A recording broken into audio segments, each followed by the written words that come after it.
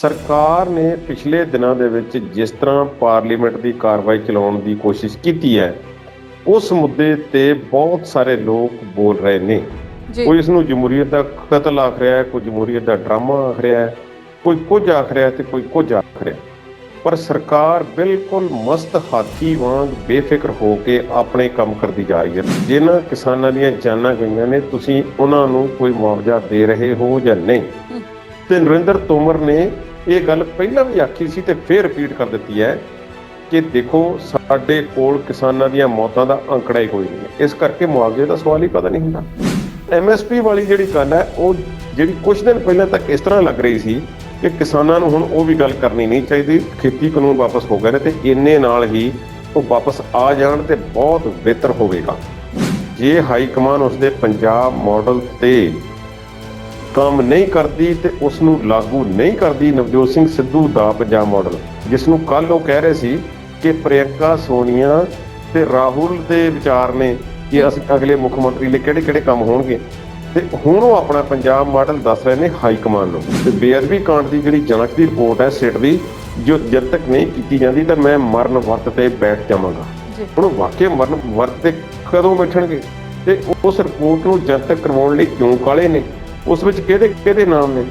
ਜੇ ਉਹ ਇੰਨੇ ਕਾਲੇ ਨੇ, ਉਹਨਾਂ ਨੂੰ ਪਤਾ ਹੈ ਕਿ ਇਹ ਜਿਹੜੀ ਰਿਪੋਰਟ ਹੈ ਇਸ ਤਰ੍ਹਾਂ ਜਨਤਕ ਹੋ ਸਕਦੀ ਹੈ, ਤਾਂ ਫਿਰ ਸਰਕਾਰ ਕਿਉਂ ਅਨਾਕਾਨੀ ਕਰ ਰਹੀ ਹੈ? ਸਰਕਾਰ ਨੇ ਕਿਉਂ ਰੋਕੀ ਹੋਈ ਹੈ ਰਿਪੋਰਟ? ਅਮਰਿੰਦਰ ਸਿੰਘ ਰਾਜਾ ਵੜਿੰਗ ਨੇ ਬੱਸਾਂ ਫੜਨੀਆਂ ਸ਼ੁਰੂ ਕਰ ਦਿੱਤੀਆਂ, ਰੋਜ਼ ਦੀਆਂ ਇੰਨੀਆਂ ਬੱਸਾਂ, 200 ਬੱਸਾਂ, ਇੰਨਾ ਫਾਇਦਾ ਹੋ ਗਿਆ, ਇੰਨਾ PRTC ਦੀਆਂ ਬੱਸਾਂ ਪੈ ਜਾਣੀਆਂ ਸੀ, 4.5 ਕਰੋੜ ਦਾ ਫਾਇਦਾ ਹੋ ਜਾਣਾ, ਨੁਕਸਾਨ ਹੋ ਗਿਆ, ਸਭ ਕੁਝ ਹੋ ਗਿਆ। ਹਾਈ ਕੋਰਟ ਦੇ ਵਿੱਚ ਮਾਮਲਾ ਜਾਂਦਾ ਹੈ, ਹਾਈ ਕੋਰਟ ਦਾ ਆਦੇਸ਼ ਆ ਜਾਂਦਾ ਹੈ ਕਿ ਜਿਹੜੀਆਂ ਬੱਸਾਂ ਫੜੀਆਂ ਨੇ 4 ਘੰਟਿਆਂ ਦੇ ਵਿੱਚ ਇਹਨਾਂ ਨੂੰ ਛੱਡ ਦਿਓ। ਜਿਵੇਂ ਅਸੀਂ ਆਮ ਤੌਰ ਤੇ ਆਖ ਦਿੰਦੇ ਨੇ ਕਿ ਭਾਈ ਕਿਤੇ ਗਏ ਆ ਕਿਸੇ ਨੂੰ ਮਿਲਣ, ਚੱਲ ਆ ਇੱਕ ਸੱਜਣ ਨੂੰ ਹੋਰ ਨੂੰ ਵੀ ਮਿਲ ਲਓ, ਕਾਰਵਾਈ ਪੈ ਜਾਊ।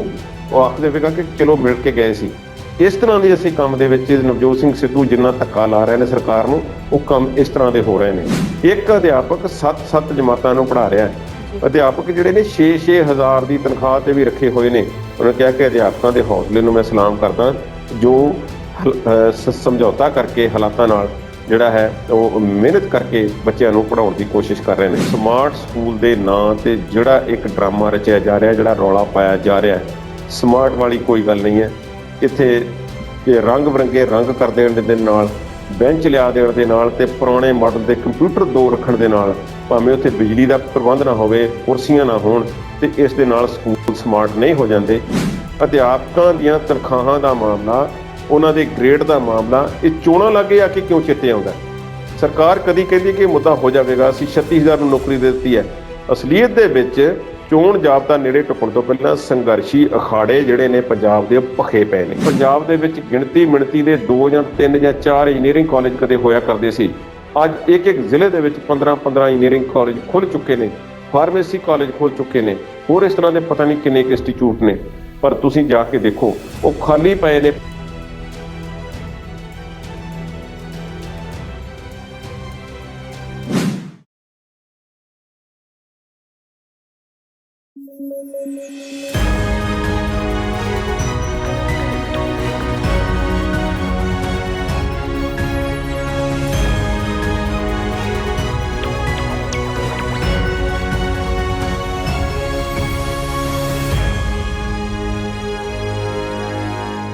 ਸਤਿ ਸ਼੍ਰੀ ਅਕਾਲ, ਤੁਸੀਂ ਦੇਖ ਰਹੇ ਹੋ ਪੰਜਾਬੀ ਨੈਸ਼ਨਲ TV ਤੇ ਮੈਂ ਹਾਂ ਤੁਹਾਡੇ ਨਾਲ ਸਵਲੀਨ ਕੌਰ ਜੱਸੜ ਤੇ ਪ੍ਰੋਗਰਾਮ ਹੈ ਜੀ ਵਿਚਾਰ ਚਰਚਾ। ਕਿਸਾਨ ਅੰਦੋਲਨ ਆਪਣੇ ਆਖਰੀ ਪੜਾਅ 'ਚ ਤੇ ਆਖਰੀ ਦਿਨਾਂ 'ਚ ਹੈ ਤੇ ਇਸ ਵੇਲੇ ਕੇਂਦਰ ਸਰਕਾਰ ਸ਼ਹੀਦ ਹੋਏ ਕਿਸਾਨਾਂ ਦੀਆਂ ਮੌਤਾਂ ਨੂੰ ਲੈ ਕੇ ਕੀ ਕਹਿ ਰਹੀ ਆ? MSP ਤੇ ਜਿਹੜੀ ਕਮੇਟੀ ਬਣਾਉਣ ਦੀ ਗੱਲ ਸਰਕਾਰ ਨੇ ਕੀਤੀ ਸੀ, ਉਹ ਗੱਲ ਕਿੱਥੇ ਤੱਕ ਪਹੁੰਚੀ ਹੈ ਤੇ ਨਵਜੋਤ ਸਿੰਘ ਸਿੱਧੂ ਇਸ ਵੇਲੇ ਕਿਸ ਨੂੰ ਧਮਕੀਆਂ ਦੇ ਰਹੇ ਨੇ ਤੇ ਕਿਉਂ ਦੇ ਰਹੇ ਨੇ? ਇਹ ਸਾਰੇ ਸਵਾਲਾਂ ਦੇ ਜਵਾਬ ਜਾਣਾਂਗੇ ਆਪਣੇ ਮਾਹਿਰ ਮਹਿਮਾਨ ਕੋਲੋਂ ਤੇ ਸਰਦਾਰ ਕੁਲਦੀਪ ਸਿੰਘ ਹੀਰ ਜੀ ਇਸ ਵੇਲੇ ਸਾਡੇ ਨਾਲ ਜੁੜ ਚੁੱਕੇ ਨੇ। ਸਤਿ ਸ਼੍ਰੀ ਅਕਾਲ ਕੁਲਦੀਪ ਜੀ, ਸਵਾਗਤ ਕਰਦੇ ਹਾਂ ਜੀ ਪ੍ਰੋਗਰਾਮ 'ਚ। ਸਤਿ ਸ਼੍ਰੀ ਅਕਾਲ ਸਵਰੀਨ। ਕੁਲਦੀਪ ਜੀ, ਸਰਦ ਰੁੱਤ ਸੈਸ਼ਨ ਦਾ ਅੱਜ ਤੀਸਰਾ ਦਿਨ ਸੀ। ਵਿਰੋਧੀਆਂ ਨੇ ਕਈ ਮਸਲਿਆਂ ਨੂੰ ਲੈ ਕੇ ਹਾਕਮ ਸਰਕਾਰ ਨੂੰ ਘੇਰਿਆ। ਇਸ ਦੌਰਾਨ ਕਿਸਾਨ ਅੰਦੋਲਨ ਦੀਆਂ ਵੀ ਗੱਲਾਂ ਬਾਤਾਂ ਹੋਈਆਂ ਤੇ ਜਿਹੜੇ ਕਿਸਾਨ ਸ਼ਹੀਦ ਹੋਏ ਉਹਨਾਂ ਨੂੰ ਲੈ ਕੇ ਵੀ ਸੱਤਾਧਾਰੀ ਧਿਰ ਤੋਂ ਸਵਾਲ ਪੁੱਛੇ ਗਏ ਤੇ ਮੌਤਾਂ ਦੇ ਆંકੜੇ ਨੂੰ ਲੈ ਕੇ ਇਸ ਵੇਲੇ ਮੋਦੀ ਸਰਕਾਰ ਕੀ ਕਹਿੰਦੀ ਹੈ? ਤੁਸੀਂ ਸਵਲੀਨ ਲਫ਼ਜ਼ ਵਰਤਿਆ ਹੈ ਕਿ ਵਿਰੋਧੀ ਧਿਰ ਨੇ ਸਰਕਾਰ ਨੂੰ ਘੇਰਿਆ ਜੀ। ਵਿਰੋਧੀ ਧਿਰ ਗਿਣਤੀ ਵਿੱਚ ਇੰਨੀ ਕੁ ਹੈ ਤੇ ਇੰਨੇ ਪਾਸਿਆਂ ਦੇ ਵਿੱਚ ਖਿਲਰੀ ਹੋਈ ਹੈ ਕਿ ਉਹ ਸਰਕਾਰ ਨੂੰ ਚਾਹ ਕੇ ਵੀ ਘੇਰਨਾ ਚਾਹੁਣ ਤੇ ਉਹਨਾਂ ਲਈ ਇਹ ਵੱਡੀ ਮੁਸ਼ਕਲ ਹੋਵੇਗੀ ਜੀ। ਗਿਣਤੀ ਬਹੁਤ ਥੋੜੀ ਹੈ। ਐਬਸੋਲੂਟ ਮੈਜੋਰਿਟੀ ਜਿਹੜੀ ਹੈ ਰਾਜ ਸਭਾ ਤੇ ਲੋਕ ਸਭਾ ਦੇ ਵਿੱਚ ਉਹ ਭਾਰਤੀ ਜਨਤਾ ਪਾਰਟੀ ਤੇ ਉਹਨਾਂ ਦੀਆਂ ਸਹਿਯੋਗੀ ਪਾਰਟੀਆਂ ਦੇ ਕੋਲ ਹੈ। ਜੇ ਸਹਿਯੋਗੀ ਪਾਰਟੀਆਂ ਨਾਲ ਨਾ ਵੀ ਹੋਣ ਫੇਰ ਵੀ ਬੀਜੇਪੀ ਇਕੱਲੀ ਕੋਲ ਬਹੁਮਤ ਹੈ ਲੋਕ ਸਭਾ ਦੇ ਵਿੱਚ। ਇਹ ਸਾਨੂੰ ਸਾਰਿਆਂ ਨੂੰ ਪਤਾ ਹੈ। ਸਰਕਾਰ ਨੇ ਪਿਛਲੇ ਦਿਨਾਂ ਦੇ ਵਿੱਚ ਜਿਸ ਤਰ੍ਹਾਂ ਪਾਰਲੀਮੈਂਟ ਦੀ ਕਾਰਵਾਈ ਚਲਾਉਣ ਦੀ ਕੋਸ਼ਿਸ਼ ਕੀਤੀ ਹੈ ਉਸ ਮੁੱਦੇ ਤੇ ਬਹੁਤ ਸਾਰੇ ਲੋਕ ਬੋਲ ਰਹੇ ਨੇ। ਕੋਈ ਇਸ ਨੂੰ ਜਮਹੂਰੀਅਤ ਦਾ ਕਤਲ ਆਖ ਰਿਹਾ ਹੈ, ਕੋਈ ਜਮਹੂਰੀਅਤ ਦਾ ਡਰਾਮਾ ਆਖ ਰਿਹਾ ਹੈ, ਕੋਈ ਕੁਝ ਆਖ ਰਿਹਾ ਤੇ ਕੋਈ ਕੁਝ ਆਖ ਰਿਹਾ। ਪਰ ਸਰਕਾਰ ਬਿਲਕੁਲ ਮਸਤ ਹਾਥੀ ਵਾਂਗ ਬੇਫਿਕਰ ਹੋ ਕੇ ਆਪਣੇ ਕੰਮ ਕਰਦੀ ਜਾ ਰਹੀ ਹੈ ਤੇ ਸਰਕਾਰ ਨੇ ਉਹ ਕੰਮ ਜਾਰੀ ਰੱਖਣੇ ਨੇ ਆਉਣ ਵਾਲੇ ਦਿਨਾਂ ਵਿੱਚ। ਇਸ ਵਿੱਚ ਵੀ ਕੋਈ ਸ਼ੱਕ ਜਾਪਦੀ ਨਹੀਂ। ਜਦੋਂ ਅਟਲ ਬਿਹਾਰੀ ਵਾਜਪੇਈ ਦੀ ਭਾਰਤੀ ਜਨਤਾ ਪਾਰਟੀ ਵਾਲੀ ਸਰਕਾਰ ਸੀ ਉਦੋਂ ਵਿਰੋਧੀ ਧਿਰ ਦੀ ਹਿੱਸੇਦਾਰੀ ਕਿਹੋ ਜਿਹੀ ਸੀ ਸਾਰਿਆਂ ਨੂੰ ਪਤਾ ਸੀ। ਉਸ ਤੋਂ ਬਾਅਦ ਵੀ ਜਦੋਂ ਹੋਰਨਾਂ ਪਾਰਟੀ ਦੀਆਂ ਸਰਕਾਰਾਂ ਆਉਂਦੀਆਂ ਨੇ ਤਾਂ ਲੋਕ ਬੈਠ ਕੇ ਟੀਵੀ ਦੇ ਉੱਪਰ ਡਿਬੇਟ ਦੇਖਦੇ ਸਨ, ਵਿਰੋਧੀ ਧਿਰ ਦੁਆਰਾ ਹੁੰਦੀ ਹੋਈ ਹਾਕਮ ਧਿਰ ਦੀ ਖਿਚਾਈ ਵੇਖਦੇ ਸਨ, ਫਿਰ ਫੈਸਲਾ ਕਰਦੇ ਸਨ ਕੌਣ ਸੱਚਾ ਕੌਣ ਝੂਠਾ ਹੈ। ਉਹ ਦਿਨ ਖਤਮ ਹੋ ਗਏ ਨੇ। ਇਸ ਵੇਲੇ ਬੜੇ ਜ਼ੋਰ ਸ਼ੋਰ ਦੇ ਨਾਲ ਭਾਰਤੀ ਜਨਤਾ ਪਾਰਟੀ ਆਪਣਾ ਕੰਮਕਾਜ ਕਰਦੀ ਜਾ ਰਹੀ ਹੈ। ਤੁਸੀਂ ਗੱਲ ਕੀਤੀ ਹੈ ਕਿਸਾਨ ਜੋ ਸ਼ਹੀਦ ਹੋਏ ਨੇ, ਕਿਸਾਨਾਂ ਦੀਆਂ ਮੌਤਾਂ ਬਾਰੇ ਜਦੋਂ ਸਵਾਲ ਇਹਨਾਂ ਕੋਲ ਪੁੱਛਿਆ ਗਿਆ ਕਿ ਤੁਸੀਂ ਇਹ ਤੇ ਦੱਸੋ ਕਿ ਜਿਨ੍ਹਾਂ ਕਿਸਾਨਾਂ ਦੀਆਂ ਜਾਨਾਂ ਗਈਆਂ ਨੇ ਤੁਸੀਂ ਉਹਨਾਂ ਨੂੰ ਕੋਈ ਮੁਆਵਜ਼ਾ ਦੇ ਰਹੇ ਹੋ ਜਾਂ ਨਹੀਂ, ਤੇ ਨਰਿੰਦਰ ਤੋਮਰ ਨੇ ਇਹ ਗੱਲ ਪਹਿਲਾਂ ਵੀ ਆਖੀ ਸੀ ਤੇ ਫਿਰ ਰਿਪੀਟ ਕਰ ਦਿੱਤੀ ਹੈ ਕਿ ਦੇਖੋ ਸਾਡੇ ਕੋਲ ਕਿਸਾਨਾਂ ਦੀਆਂ ਮੌਤਾਂ ਦਾ ਅੰਕੜਾ ਹੀ ਕੋਈ ਨਹੀਂ ਹੈ, ਇਸ ਕਰਕੇ ਮੁਆਵਜ਼ੇ ਦਾ ਸਵਾਲ ਹੀ ਪਤਾ ਨਹੀਂ ਹੁੰਦਾ। ਵਿੱਤੀ ਸਹਾਇਤਾ ਦੇਣ ਦਾ ਕੋਈ ਮਤਲਬ ਨਹੀਂ ਹੈ। ਪਰ ਕੀ ਕੱਲ ਨੂੰ ਕੋਈ ਅੰਕੜੇ ਇਕੱਤਰ ਹੋ ਜਾਂਦੇ ਨੇ 700 750 ਜਿੰਨੇ ਵੀ ਪੌਣੇ 800 ਹੁੰਦੇ ਨੇ। ਅੱਜ ਅਸੀਂ ਗੱਲ ਕਰ ਰਹੇ ਤੇ ਅੱਜ ਵੀ ਅਖਬਾਰਾਂ ਦੇ ਵਿੱਚ ਇੱਕ ਦੋ ਖਬਰਾਂ ਲੱਗੀਆਂ ਨੇ ਕਿ ਦਿੱਲੀ ਤੋਂ ਪਰਤਦੇ ਹੋਏ ਕਿਸਾਨ ਦੀ ਮੌਤ ਹੋ ਜਾਂਦੀ ਹੈ, ਕਿਸੇ ਕਾਰਨਵਸ਼ ਕਿਸੇ ਦਾ ਐਕਸੀਡੈਂਟ ਹੋ ਜਾਂਦਾ ਹੈ, ਕੋਈ ਕਿਸੇ ਦੀ ਮੌਤ ਬਿਮਾਰ ਹੋਣ ਨਾਲ ਹੋ ਜਾਂਦੀ ਹੈ। ਇਹ ਤੇ ਸਿਲਸਿਲਾ ਸਾਲ ਤੋਂ ਲਗਾਤਾਰ ਹੁੰਦਾ ਰਿਹਾ। ਆਤਮ ਹੱਤਿਆਵਾਂ ਵੀ ਉੱਥੇ ਹੋਈਆਂ ਨੇ। ਦੁਖੀ ਹੋ ਕੇ ਜਿਹੜੇ ਕਿਸਾਨ ਸੜਕਾਂ ਤੇ ਬੈਠੇ ਨੇ ਉਹਨਾਂ ਦਾ ਮਨੋਵਸਥਾ ਕਿਹੋ ਜਿਹੀ ਹੋਵੇਗੀ ਤੇ ਕਿਸ ਤਰ੍ਹਾਂ ਦੇ ਕੰਮ ਤੇ ਕਿਸ ਤਰ੍ਹਾਂ ਉਹਨਾਂ ਦੇ ਸਰੀਰ ਤੇ ਮੁਸ਼ਕਲਾਂ ਤੇ ਤਸੀਹੇ ਉਹਨਾਂ ਨੂੰ ਝੱਲਣੇ ਪੈ ਰਹੇ ਨੇ, ਇਹ ਸਾਨੂੰ ਬਾਖੂਬੀ ਪਤਾ ਹੋਣਾ ਚਾਹੀਦਾ ਹੈ ਜੇ ਸਾਡਾ ਧਿਆਨ ਇਹਨਾਂ ਲੋਕਾਂ ਵੱਲ ਹੋਵੇ ਤਾਂ। ਪਰ ਸਾਡੇ ਖੇਤੀਬਾੜੀ ਮੰਤਰੀ ਕਹਿੰਦੇ ਨੇ ਕਿ ਅਸੀਂ ਸੰਸਦ ਦੇ ਇੱਕ ਮੈਂਬਰ ਵੱਲੋਂ ਖੇਤੀ ਅੰਦੋਲਨ ਦੇ ਜਿਹੜੇ ਸਵਾਲ ਉਠਾਏ ਜਾ ਰਹੇ ਸੀ ਉਹਨਾਂ ਦੇ ਜਵਾਬ ਦੇ ਵਿੱਚ ਕਿਸਾਨਾਂ ਵਿਰੁੱਧ ਦਰਜ ਕੀਤੇ ਗਏ ਕੇਸਾਂ ਦੀ ਗਿਣਤੀ ਵੀ ਜਾਣਨ ਦੀ ਕੋਸ਼ਿਸ਼ ਕੀਤੀ ਹੈ। ਪਰ ਇਸ ਬਾਰੇ ਵੀ ਸਰਕਾਰ ਨੇ ਜਿਹੜੀ ਹੈ ਉਹ ਗੱਲਬਾਤ ਕਿਸੇ ਪਾਸੇ ਨਹੀਂ ਲਾਈ। ਰਾਸ਼ਟਰੀ ਰਾਜਧਾਨੀ ਤੇ ਇਸ ਦੇ ਆਸ-ਪਾਸ ਦੇ ਖੇਤਰਾਂ ਵਿੱਚ ਚੱਲ ਰਹੇ ਅੰਦੋਲਨ ਦੇ ਮਾਮਲੇ ਦੇ ਵਿੱਚ ਸਰਕਾਰ ਨੂੰ ਵਿੱਤੀ ਸਹਾਇਤਾ ਦੇਣ ਦੀ ਤਜਵੀਜ਼ ਸੰਬੰਧੀ ਸਵਾਲ ਉੱਠੇ ਨੇ। ਪਰ ਕੀ ਸਰਕਾਰ ਇਸ ਮਾਮਲੇ ਤੇ ਅੰਕੜੇ ਇਕੱਤਰ ਕਰੇਗੀ? ਜੇ ਕਰੇਗੀ ਤਾਂ ਕਿਸ ਕ੍ਰਾਈਟੇਰੀਆ ਨਾਲ ਕਰੇਗੀ? ਹੁਣ ਕਿਹੜਾ ਤਰੀਕਾ ਹੋਵੇਗਾ ਉਹ ਅੰਕੜੇ ਇਕੱਤਰ ਕਰਨ ਦਾ? ਜਾਂ ਕਿਸਾਨਾਂ ਕੋਲ ਤਾਂ ਸੂਚੀ ਹੈ ਸਾਰਿਆਂ ਦੀ, ਉਹ ਤੇ ਰੋਜ਼-ਰੋਜ਼ ਗਿਣਤੀ ਹੋ ਰਹੀ ਹੈ। ਕੀ ਇਸ ਗੱਲਬਾਤ ਜਿਹੜੀ ਕਿਸਾਨਾਂ ਨਾਲ ਹੁਣ ਹੋਵੇਗੀ MSP ਦੇ ਮੁੱਦੇ ਤੇ, ਕੀ ਉਸ ਦੇ ਵਿੱਚ ਵੀ ਇਹ ਮੁੱਦਾ ਉੱਠੇਗਾ ਜਾਂ ਉਹ ਕੱਲੀ MSP ਤੇ ਗੱਲਬਾਤ ਹੈ? ਕਿਸਾਨਾਂ ਨੂੰ ਜਿਹੜਾ ਹੈ ਭਰੋਸੇ ਵਿੱਚ ਲੈਣ ਦੀ ਲੋੜ ਹੈ। ਭਾਰਤੀ ਜਨਤਾ ਪਾਰਟੀ ਭਾਵੇਂ ਇਸ ਗੱਲ ਨੂੰ ਯਕੀਨੀ ਬਣਾ ਚੁੱਕੀ ਹੈ ਕਿ ਅਸੀਂ ਵਿਰੋਧੀ ਧਿਰ ਨੂੰ ਕੱਖ ਕਰਕੇ ਜਾਣਨਾ ਨਹੀਂ, ਪਰ ਸਾਨੂੰ ਕਿਸਾਨਾਂ ਨੂੰ ਭਰੋਸੇ ਵਿੱਚ ਲੈਣਾ ਚਾਹੀਦਾ ਹੈ। ਜੇ ਅਸੀਂ ਕਾਨੂੰਨ ਬਾਈ ਵਾਪਸ ਕੀਤੇ ਨੇ ਤੇ ਹੁਣ ਕੋਈ ਫਰਕ ਨਹੀਂ ਪੈਣਾ। ਜਿਹੜੇ ਕਿਸਾਨ ਸ਼ਹੀਦ ਹੋਏ ਨੇ, ਜਿਨ੍ਹਾਂ ਦੇ ਪਰਿਵਾਰਾਂ ਦੇ ਮੈਂਬਰ ਜਿਹੜੇ ਵਾਪਸ ਮੁੜ ਕੇ ਨਹੀਂ ਆਉਣੇ, ਉਹਨਾਂ ਪ੍ਰਤੀ ਕੋਈ ਨਰਮ ਰਵੱਈਆ ਅਖਤਿਆਰ ਕੀਤਾ ਜਾਵੇ ਤਾਂ ਸਰਕਾਰ ਦੀ ਇਸ ਵਿੱਚ ਸ਼ਾਬਾਸ਼ੀ ਹੋਣ ਵਾਲੀ ਹੈ। ਇਸ ਗੱਲ ਵਿੱਚ ਕੋਈ ਸ਼ੱਕ ਨਹੀਂ। ਪਰ ਅਜੇ ਜਿਸ ਤਰ੍ਹਾਂ ਦਾ ਬਿਆਨ ਨਰਿੰਦਰ ਸਿੰਘ ਤੋਮਰ ਨੇ ਦਿੱਤਾ ਹੈ, ਇਸ ਗੱਲ ਵਿੱਚੋਂ ਕੋਈ ਸੰਕੇਤ ਨਹੀਂ ਮਿਲਦੇ ਕਿ ਸਰਕਾਰ ਇਸ ਮਾਮਲੇ ਤੇ ਪਿੱਛੇ ਹਟ ਰਹੀ ਹੈ ਜਾਂ ਕੋਈ ਮੁਆਵਜ਼ਾ ਦੇਣ ਦੀ ਗੱਲਬਾਤ ਕਰੇਗੀ। ਪਰ ਦੂਸਰੀ ਗੱਲ ਸਵਲੀਨ ਇੱਥੇ ਇਹ ਹੈ ਕਿ ਜੇ ਕਿਤੇ ਕੋਈ ਇਸ ਤਰ੍ਹਾਂ ਦਾ ਫੈਸਲਾ ਆਉਂਦਾ ਹੈ ਤੇ BJP ਦੇ ਹੇਠਲੇ ਜਿਹੜੇ ਲੀਡਰ ਨੇ ਉਹ ਤੇ ਹਮੇਸ਼ਾ ਹੀ ਇਸ ਤਰ੍ਹਾਂ ਦੇ ਬਿਆਨ ਦਿੰਦੇ ਨੇ ਕਿ ਸਾਡੇ ਕੋਲ ਕੁਝ ਨਹੀਂ ਹੈ, ਅਸੀਂ ਕੁਝ ਨਹੀਂ ਦੇਣਾ, ਇਹ ਕਾਨੂੰਨ ਵਾਪਸ ਨਹੀਂ ਹੋਣੇ। ਤੇ ਜਦੋਂ ਵੱਡੇ ਲਾਟ ਸਾਹਿਬ ਨੇ ਜਦੋਂ ਹੁਕਮ ਦੇਣਾ ਹੈ ਤੇ ਉਹਨਾਂ ਨੇ ਕਿਸੇ ਨੂੰ ਪੁੱਛਣਾ ਵੀ ਨਹੀਂ ਤੇ ਸਲਾਹ ਕਰਨੀ ਵੀ ਨਹੀਂ, ਤੇ ਸਵੇਰ ਨੂੰ ਉਦੋਂ ਪਤਾ ਲੱਗਣਾ ਜਾਂ ਰਾਤ ਨੂੰ ਉਦੋਂ ਪਤਾ ਲੱਗਣਾ ਜਦੋਂ TV ਤੇ ਬੈਠ ਕੇ ਅਨਾਉਂਸਮੈਂਟ ਹੋ ਗਈ ਕਿ ਲਓ ਜੀ ਆਹ ਕੰਮ ਹੋਣ ਜਾ ਰਿਹਾ, ਤੇ ਫਿਰ ਸਭ ਕੁਝ ਹੋ ਜਾਵੇਗਾ। ਇਹ ਕਿਸਾਨਾਂ ਨੂੰ ਅਜੇ ਥੋੜਾ ਜਿਹਾ ਸਬਰ ਤਹਮਲ ਰੱਖਣ ਦੀ ਲੋੜ ਹੈ। ਇਹ ਗੱਲ ਕੀਤੀ ਜਾਣੀ ਚਾਹੀਦੀ ਹੈ। ਪਰ ਜਿੱਥੇ ਤੱਕ ਵਿਰੋਧੀ ਧਿਰ ਦੀ ਗੱਲ ਹੈ, ਹੁਣ ਪਾਰਲੀਮੈਂਟ ਕਿਸ ਤਰ੍ਹਾਂ ਚੱਲੇਗੀ? ਦੱਸਿਆ ਜਾ ਰਿਹਾ ਹੈ ਕਿ ਨਰਿੰਦਰ ਮੋਦੀ ਨੇ ਆਪਣੀ ਬੈਠਕ ਬੁਲਾਈ ਹੈ ਕਿ ਪਾਰਲੀਮੈਂਟ ਦੀ ਕਾਰਵਾਈ ਕਿਸ ਤਰੀਕੇ ਨਾਲ ਚਲਾਈ ਜਾਵੇ। ਕੀ ਪਾਰਲੀਮੈਂਟ ਦੀ ਕਾਰਵਾਈ ਚਲਾਉਣ ਦੇ ਸਾਡੇ ਤਰੀਕੇ ਵਿੱਚ ਕੋਈ ਅੰਤਰ ਹੈ, ਕੋਈ ਫਰਕ ਹੈ, ਕੋਈ ਨੁਕਸਾਨ ਹੋ ਰਿਹਾ ਇਸ ਨਾਲ ਲੋਕਤੰਤਰ ਦਾ? ਜੇ ਇਹ ਸਾਰੀਆਂ ਗੱਲਾਂ ਤੇ ਉਹ ਵਿਚਾਰ ਕਰਦੇ ਨੇ, ਹੋ ਸਕਦਾ ਹੈ ਕਿ ਵਿਰੋਧੀ ਧਿਰ ਨੂੰ ਕੋਈ ਮਾੜਾ ਮੋਟਾ ਰਸਤਾ ਜਾਂ ਉਹਨਾਂ ਨੂੰ ਬੋਲਣ ਵਾਸਤੇ ਮਾਈਕ੍ਰੋਫੋਨ ਜਾਂ ਸਮਾਂ ਜਿਹੜਾ ਉਹ ਮੁਹੱਈਆ ਕਰਵਾ ਦਿੱਤਾ ਜਾਵੇ। ਪਰ ਅਜੇ ਤੱਕ ਬਹੁਤ ਸਾਰੇ ਵੱਡੇ ਮੁੱਦਿਆਂ ਤੇ, ਚਾਹੇ ਉਹ ਕਿਸਾਨ ਅੰਦੋਲਨ ਦਾ ਹੋਵੇ, ਖੇਤੀ ਬਿੱਲਾਂ ਦਾ ਹੋਵੇ, ਸਰਕਾਰ ਨੇ ਅਜੇ ਤੱਕ ਵਿਰੋਧੀ ਧਿਰ ਨੂੰ ਕੋਈ ਬਹੁਤਾ ਰਸਤਾ ਤੇ ਬਹੁਤੀ ਰਿਆਇਤ ਦਿੱਤੀ ਨਹੀਂ। ਤੁਹਾਨੂੰ ਯਾਦ ਹੋਣਾ ਚਾਹੀਦਾ ਹੈ ਕਿ ਪੈਗਾਸਸ ਜਸੂਸੀ ਮਾਮਲਾ, ਜਿਸ ਤੇ ਪਿਛਲਾ ਸਾਰਾ ਸੈਸ਼ਨ ਉਸੇ ਰੌਲੇ ਰੱਪੇ ਦੀ ਭੇਡ ਛੜ ਗਿਆ ਸੀ ਔਰ ਵਿਰੋਧੀ ਧਿਰ ਮੰਗ ਕਰਦੀ ਰਹੀ ਕਿ ਇਸ ਦੀ ਜਾਂਚ ਹੋਣੀ ਚਾਹੀਦੀ ਹੈ ਤੇ ਇਸ ਤੇ ਬਹਿਸ ਹੋਣੀ ਚਾਹੀਦੀ ਹੈ। ਸਰਕਾਰ ਨੇ ਇਸ ਤੇ ਬਿਲਕੁਲ ਕੋਈ ਨਾ ਕੀਤੀ ਹੋਈ ਹੈ। ਉਹ ਮੁੱਦਾ ਦੁਬਾਰਾ ਵਿਰੋਧੀ ਧਿਰਾਂ ਚੁੱਕ ਵੀ ਨਹੀਂ ਰਹੀਆਂ। ਪਰ ਕਿਸਾਨਾਂ ਦੇ ਮੁੱਦੇ ਤੇ ਕਿਸਾਨਾਂ ਨੇ ਹੀ ਅੰਦੋਲਨ ਖੜਾ ਕੀਤਾ। ਕਿਸਾਨਾਂ ਨੂੰ ਸਿੱਧਾ ਮੁਖਾਤਬ ਹੋ ਕੇ ਮੋਦੀ ਨੇ ਖੇਤੀ ਕਾਨੂੰਨ ਵਾਪਸ ਕੀਤੇ ਨੇ। ਵਿਰੋਧੀ ਧਿਰ ਦਾ ਨਾਮ ਵੀ ਇਸ ਵਿੱਚ ਨਹੀਂ ਲਿਆ। ਸੋ ਅਜੇ ਤੱਕ ਜਿਹੜਾ ਹੈ ਇਸ ਮਾਮਲੇ ਤੇ ਵਿਰੋਧੀ ਧਿਰ ਦੇ ਆਖੇ ਤੇ ਸ਼ਾਇਦ ਨਰਿੰਦਰ ਮੋਦੀ ਕੋਈ ਵੀ ਕੰਮ ਨਾ ਕਰੇ, ਪਰ ਜੇ ਕਿਸਾਨ ਇਹ ਮੁੱਦਾ ਉਠਾਉਣਗੇ ਮੁਆਵਜ਼ੇ ਦਾ, ਤੇ ਫਿਰ ਇਸ ਤੇ ਕੋਈ ਨਾ ਕੋਈ ਕਾਰਵਾਈ ਹੋ ਸਕਦੀ ਜੀ। ਕੁਲਦੀਪ ਜੀ, ਖੇਤੀ ਬਿੱਲ ਵਾਪਸ ਹੋ ਗਏ ਨੇ ਤੇ ਹਰ ਕੋਈ ਇਸ ਵੇਲੇ ਉਡੀਕ ਕਰ ਰਿਹਾ ਕਿ ਕਦੋਂ ਕਿਸਾਨ ਆਪਣੇ ਘਰਾਂ ਨੂੰ ਪਰਤਣਗੇ। ਪਰ ਇਸ ਵੇਲੇ ਜਿਹੜਾ ਪੇਚ ਆ ਉਹ MSP ਤੇ ਫਸਿਆ ਹੋਇਆ ਆ। ਸਰਕਾਰ ਇੱਕ ਕਮੇਟੀ ਬਣਾਉਣ ਦੀ ਗੱਲ ਕਰ ਰਹੀ ਹੈ ਤੇ ਕਿਸਾਨ ਆਗੂਆਂ ਕੋਲੋਂ 5 ਨਾਮ ਵੀ ਉਹਨਾਂ ਨੇ ਮੰਗੇ ਆ ਜਿਹੜੇ ਕਮੇਟੀ 'ਚ ਸ਼ਾਮਲ ਕਰਨੇ ਨੇ। ਤੁਹਾਨੂੰ ਕੀ ਲੱਗਦਾ ਆ ਕਿ ਕਿਸਾਨਾਂ ਦੀ ਕਮੇਟੀ 'ਚ ਕਿਹੜੇ-ਕਿਹੜੇ ਨਾਂ ਸ਼ਾਮਲ ਹੋ ਸਕਦੇ ਨੇ? ਦੇਖੋ, ਇੱਕ ਤਾਂ ਗਲਤਫਹਿਮੀ ਇਹ ਹੋਈ ਹੈ, ਇਹ ਭਵਨ ਪੂਸਾ ਜੀ ਦੀ ਸਥਿਤੀ ਜਿਹੜੀ ਥੋੜੀ ਜਿਹੀ ਪੈਦਾ ਹੋਈ ਹੈ, ਉਸ ਬਾਰੇ ਅੱਜ ਸੰਯੁਕਤ ਕਿਸਾਨ ਮੋਰਚੇ ਨੇ ਕਲੀਅਰ ਕਰਨ ਦੀ ਕੋਸ਼ਿਸ਼ ਕੀਤੀ ਹੈ। ਉਹਨਾਂ ਕਿਹਾ ਕਿ 1 ਦਸੰਬਰ ਨੂੰ ਇੱਕ ਅਸੀਂ ਮੀਟਿੰਗ ਰੱਖੀ ਹੋਈ ਸੀ, ਜਿਸ ਵਿੱਚ ਕਿਸਾਨ ਅੰਦੋਲਨ ਦੇ ਅਗਲੇਰੇ ਕਦਮ ਬਾਰੇ ਫੈਸਲਾ ਜਿਹੜਾ ਕਰਨ ਦੀ ਗੱਲ ਕਰ ਦਿੱਤੀ ਗਈ ਕਿ ਅਸੀਂ 1 ਦਸੰਬਰ ਦੀ ਮੀਟਿੰਗ ਦੇ ਵਿੱਚ ਇਹ ਫੈਸਲਾ ਲੈਣਾ ਕਿ ਸਾਡਾ ਅਗਲਾ ਕਦਮ ਕੀ ਹੋਵੇਗਾ। ਕੱਲ ਤੱਕ ਇਹੋ ਖਬਰਾਂ ਆ ਰਹੀਆਂ ਸੀ।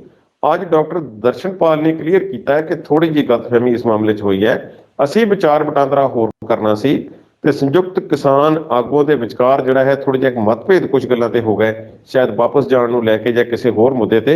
ਉਹਨੂੰ ਕਿਹਾ ਕਿ ਸਰਕਾਰ ਦੇ ਨਾਲ ਜਿਹੜੀ ਗੱਲਬਾਤ ਅਸੀਂ ਕਰਨੀ ਚਾਹੁੰਦੇ ਹਾਂ ਉਸ ਮੁੱਦੇ ਤੇ ਗੱਲਬਾਤ ਹੈ, ਅਸੀਂ ਕੁਝ ਹੋਰ ਨਾਲ ਲੋਕਾਂ ਦੇ ਵਿਚਾਰ ਵੀ ਜਾਣਨਾ ਚਾਹੁੰਦੇ ਹਾਂ। ਅਸਲ ਮੀਟਿੰਗ ਸਾਡੀ 4 ਦਸੰਬਰ ਨੂੰ ਹੀ ਹੈ, ਜਿਸ ਵਿੱਚ ਅਸੀਂ ਫੈਸਲਾ ਕਰਨਾ ਹੈ ਕਿ ਅਸੀਂ ਇੱਥੇ ਵਾਪਸ ਜਾਣਾ ਜਾਂ ਕਿਹੜੇ ਮੁੱਦਿਆਂ ਤੇ ਗੱਲਬਾਤ ਕਰਨੀ ਹੈ। ਹੁਣ MSP ਵਾਲੀ ਜਿਹੜੀ ਗੱਲ ਹੈ, ਉਹ ਜਿਹੜੀ ਕੁਝ ਦਿਨ ਪਹਿਲਾਂ ਤੱਕ ਇਸ ਤਰ੍ਹਾਂ ਲੱਗ ਰਹੀ ਸੀ ਕਿ ਕਿਸਾਨਾਂ ਨੂੰ ਹੁਣ ਉਹ ਵੀ ਗੱਲ ਕਰਨੀ ਨਹੀਂ ਚਾਹੀਦੀ, ਖੇਤੀ ਕਾਨੂੰਨ ਵਾਪਸ ਹੋ ਗਏ ਨੇ ਤੇ ਇੰਨੇ ਨਾਲ ਹੀ ਉਹ ਵਾਪਸ ਆ ਜਾਣ ਤੇ ਬਹੁਤ ਬਿਹਤਰ ਹੋਵੇਗਾ। ਪਰ ਕਿਸਾਨਾਂ ਨੇ ਜਿਹੜਾ MSP ਵਾਲਾ ਮੁੱਦਾ ਹੈ, ਇਸ ਠਹਿਰਾਅ ਨਾਲ, ਇਸ ਤਰੀਕੇ ਨਾਲ ਉਠਾ ਲਿਆ ਹੈ ਕਿ ਸਰਕਾਰ ਵੀ ਇਸ ਪ੍ਰਤੀ ਸੀਰੀਅਸ ਹੋ ਗਈ ਹੈ ਤੇ ਸਰਕਾਰ ਨੇ 5 ਨਾਮ ਜਿਹੜੇ ਨੇ ਮੰਗ ਲਏ ਨੇ। ਹੁਣ ਪੰਜਾਬ ਦੇ ਵਿੱਚੋਂ ਕਿੰਨੇ ਨਾਮ ਹੋਣਗੇ, 2, 3 ਜਾਂ 1, ਇਸ ਬਾਰੇ ਅਜੇ ਪਤਾ ਨਹੀਂ ਹੈ। ਸਾਹਿਬ ਬਲਵੀਰ ਸਿੰਘ ਰਾਜੇਵਾਲ ਤੇ ਆਮ ਤੌਰ ਤੇ ਸੰਯੁਕਤ ਕਿਸਾਨ ਮੋਰਚੇ ਵੱਲੋਂ ਦੱਸਿਆ ਜਾਂਦਾ ਹੈ ਕਿ ਕੋਸ਼ਿਸ਼ ਕੀਤੀ ਜਾ ਰਹੀ ਹੈ ਕਿ ਜਿਹੜੇ ਨਾਮ ਦਿੱਤੇ ਜਾਣੇ ਹਨ ਉਹਨਾਂ ਵਿੱਚੋਂ ਉਹ ਲੋਕ ਸ਼ਾਮਲ ਹੋਣ ਜਿਨ੍ਹਾਂ ਨੂੰ ਖੇਤੀ ਕਾਨੂੰਨਾਂ ਬਾਰੇ, ਫਸਲਾਂ ਦੀ ਲਾਗਤ ਬਾਰੇ, ਪਿਛਲੀਆਂ ਜਿੰਨੇ ਕਮਿਸ਼ਨ ਆਏ ਨੇ ਉਹਨਾਂ ਦੀਆਂ ਰਿਪੋਰਟਾਂ ਬਾਰੇ ਤੇ ਸਾਰੇ ਖਰਚਿਆਂ ਬਾਬਤ ਤੇ ਜਿਹੜੀ MSP ਸੈੱਟ ਕਰਨ ਦੇ ਤੌਰ ਤਰੀਕਿਆਂ ਬਾਰੇ ਮੂੰਹ ਜ਼ਬਾਨੀ ਜਾਣਕਾਰੀ ਹੋਵੇ ਤੇ ਉੱਥੇ ਬੈਠ ਕੇ ਗੱਲ ਕਰ ਸਕਣ। 3-4 ਵਿਅਕਤੀਆਂ ਦੇ ਨਾਮ ਜਿਹੜੇ ਨੇ ਇਸ ਵਿੱਚ ਪ੍ਰਮੁੱਖ ਤੌਰ ਤੇ ਉਹ ਆ ਸਕਦੇ ਨੇ। ਪੰਜਾਬ ਨੂੰ ਕਿੰਨੀ ਨੁਮਾਇੰਦਗੀ ਮਿਲਦੀ ਹੈ ਇਹ ਵੀ ਵੇਖਣਾ ਹੋਵੇਗਾ। ਹੁਣ UP ਤੋਂ ਕਿਸ ਨੂੰ ਨੁਮਾਇੰਦਗੀ ਦੇਣੀ ਹੈ, ਇਹ ਵੀ ਆਪਣੇ ਆਪ ਦੇ ਵਿੱਚ ਇੱਕ ਵੱਡੀ ਇੱਕ ਜਿਹੜੀ ਮੈਂ ਕਹਿ ਸਕਦਾ ਕਿ ਇੰਟਰਸਟਿੰਗ ਗੱਲ ਹੋਵੇਗੀ। ਉਸ ਇੰਟਰਸਟਿੰਗ ਗੱਲ ਮੈਂ ਇਸ ਕਰਕੇ ਆਖਿਆ ਕਿ ਰਾਕੇਸ਼ ਟਕੈਤ ਜਿਹੜੇ ਨੇ ਉਹ ਉੱਥੇ ਵਿਰੋਧੀ ਧਿਰ ਵਜੋਂ ਵੀ ਉੱਭਰ ਰਹੇ ਨੇ UP ਦੇ ਵਿੱਚ। ਉਹ ਯੋਗੀ ਸਰਕਾਰ ਨੂੰ ਸਿੱਧਾ ਚੈਲੰਜ ਉਹਨਾਂ ਨੇ ਕੀਤਾ ਹੈ। ਪੰਜਾਬ ਵਿੱਚ ਸਥਿਤੀ ਹੋਰ ਹੈ, ਪੰਜਾਬ ਵਿੱਚ ਕਾਂਗਰਸ ਦੀ ਸਰਕਾਰ ਹੈ, ਨਾਨ BJP ਸਰਕਾਰ ਹੈ ਤੇ ਰਾਕੇਸ਼ ਟਕੈਤ ਨੂੰ ਕਿਵੇਂ ਦੇਖਦੇ ਨੇ? ਕੀ ਜੋਗਿੰਦਰ ਯਾਦਵ ਵੀ ਇਸ ਵਿੱਚ ਹੁੰਦੇ ਨੇ? ਕਿਉਂਕਿ ਪਹਿਲਾਂ 11 ਗੇਟ ਦੀਆਂ ਮੀਟਿੰਗਾਂ ਦੇ ਵਿੱਚ ਸਰਕਾਰ ਨੇ ਸਪਸ਼ਟ ਕਰ ਦਿੱਤਾ ਸੀ ਕਿ ਜੋਗਿੰਦਰ ਯਾਦਵ ਨੂੰ ਅਸੀਂ ਕਿਸਾਨ ਨਹੀਂ ਮੰਨਦੇ, ਉਹਨਾਂ ਨੂੰ ਨਾਲ ਲੈ ਕੇ ਨਹੀਂ ਆਉਣਾ। ਪਰ ਸੰਯੁਕਤ ਕਿਸਾਨ ਮੋਰਚੇ ਵਿੱਚੋਂ ਸ਼ਾਮਲ ਨੇ। ਕੀ ਇਹ ਕਿਸਾਨ ਜਿਹੜੇ ਨੇ ਇੱਕ ਅੱਧਾ ਲੀਡਰ ਆਪਣੇ ਵੱਲੋਂ ਦੇ ਕੇ ਸੰਯੁਕਤ ਕਿਸਾਨ ਮੋਰਚੇ ਵਾਲੇ ਜਾਂ 2 ਜਾਂ 3 ਦੇ ਕੇ 2 ਐਕਸਪਰਟ ਜਿਹੜੇ ਨੇ ਇਕੋਨੋਮਿਸਟ ਕੋਈ ਲੈ ਕੇ ਆਉਣਗੇ? ਇਸ ਗੱਲ ਦਾ ਅਜੇ ਤੱਕ ਪਤਾ ਨਹੀਂ ਹੈ, ਪਰ ਨੁਮਾਇੰਦਗੀ ਮਿਲੇਗੀ। ਇਸ ਨੁਮਾਇੰਦਗੀ ਦੇ ਨਾਮਾਂ ਤੇ ਕੀ ਸਰਕਾਰ ਵੀ ਕੋਈ ਪੇਚ ਅੜਾਵੇਗੀ ਕਿ ਫਲਾਣੇ ਨੂੰ ਰੱਖਣਾ ਫਲਾਣੇ ਨੂੰ ਨਹੀਂ ਰੱਖਣਾ? ਜੇ ਸਰਕਾਰ ਨੇ ਇਹੋ ਜਿਹੀ ਸਥਿਤੀ ਫੇਰ ਪੈਦਾ ਕੀਤੀ ਤਾਂ ਕਿਸਾਨਾਂ ਨੇ ਫੇਰ ਨਾਰਾਜ਼ ਹੋਣਾ ਤੇ ਮੋਰਚਾ ਹਿੱਲਣ ਵਾਲਾ ਨਹੀਂ ਹੈ। ਹੁਣ ਜਿਹੜੀ ਗੱਲ ਅਸੀਂ ਸਵਲੀਨ ਕਰਨੀ ਹੈ ਉਹ ਇਹ ਹੈ ਕਿ MSP ਦੇ ਮੁੱਦੇ ਤੇ ਤਾਂ ਗੱਲ ਹੋਵੇਗੀ, ਇਹ ਗੱਲ ਪੱਕੀ ਹੈ, ਔਰ ਛੇਤੀ ਫੈਸਲਾ ਹੋਵੇਗਾ। ਇਹ ਵੀ ਕੋਈ ਗੱਲ ਨਹੀਂ, ਲਮਕਾਈ ਨਹੀਂ ਜਾਵੇਗੀ, ਕਿਉਂਕਿ ਸਰਕਾਰ ਚਾਹੁੰਦੀ ਹੈ ਕਿ ਛੇਤੀ ਤੋਂ ਛੇਤੀ ਇਹ ਮੋਰਚਾ ਇੱਥੋਂ ਉੱਠ ਜਾਵੇ। ਅਗਲੀ ਗੱਲ ਹੈ, ਜਿਹੜੇ ਕੇਸ ਨੌਜਵਾਨਾਂ ਤੇ ਪਏ ਹੋਏ ਨੇ, ਲੋਕਾਂ ਤੇ ਪਏ ਹੋਏ ਨੇ, ਨੌਜਵਾਨ ਨੇ ਜਾਂ ਸਿਆਣੀ ਉਮਰ ਦੇ ਨੇ, ਉਹ ਹਰਿਆਣੇ ਵਿੱਚ ਬਹੁਤੇ ਕੇਸ ਦਰਜ ਹੋਏ ਨੇ ਕਿਉਂਕਿ BJP ਦੀ ਸਰਕਾਰ ਸੀ। ਦਿੱਲੀ ਦੇ ਵਿੱਚ ਦਰਜ ਹੋਏ ਨੇ। ਸਰਕਾਰ ਨੇ ਪਹਿਲਾਂ ਇਹ ਕਹਿ ਦਿੱਤਾ ਸੀ ਕਿ ਸੂਬਾ ਸਰਕਾਰਾਂ ਦਾ ਕੰਮ ਆ ਕਿ ਉਹਨਾਂ ਤੇ ਕੋਈ ਕਾਰਵਾਈ ਕਰਨ, ਪਰ ਕੇਸ ਖਤਮ ਹੋਣ ਬਾਰੇ ਕਾਫੀ ਗੱਲਬਾਤ ਚੱਲ ਰਹੀ ਹੈ। ਕੀ ਇਸ ਵਿੱਚ 26 ਜਨਵਰੀ ਵਾਲੇ ਕੇਸ ਵੀ ਹੋਣਗੇ, ਇਹ ਅਸੀਂ ਅਜੇ ਨਹੀਂ ਕਹਿ ਸਕਦੇ ਜੀ। ਗੱਲਬਾਤ ਦਾ ਦੌਰ ਇਸੇ ਤਰ੍ਹਾਂ ਜਾਰੀ ਰੱਖਾਂਗੇ, ਪਰ ਇਸ ਵੇਲੇ ਵੇਲਾ ਹੋ ਗਿਆ ਇੱਕ ਛੋਟੀ ਜਿਹੀ ਬ੍ਰੇਕ ਦਾ। ਜਲਦ ਹਾਜ਼ਰ ਹੁੰਨੇ ਹਾਂ।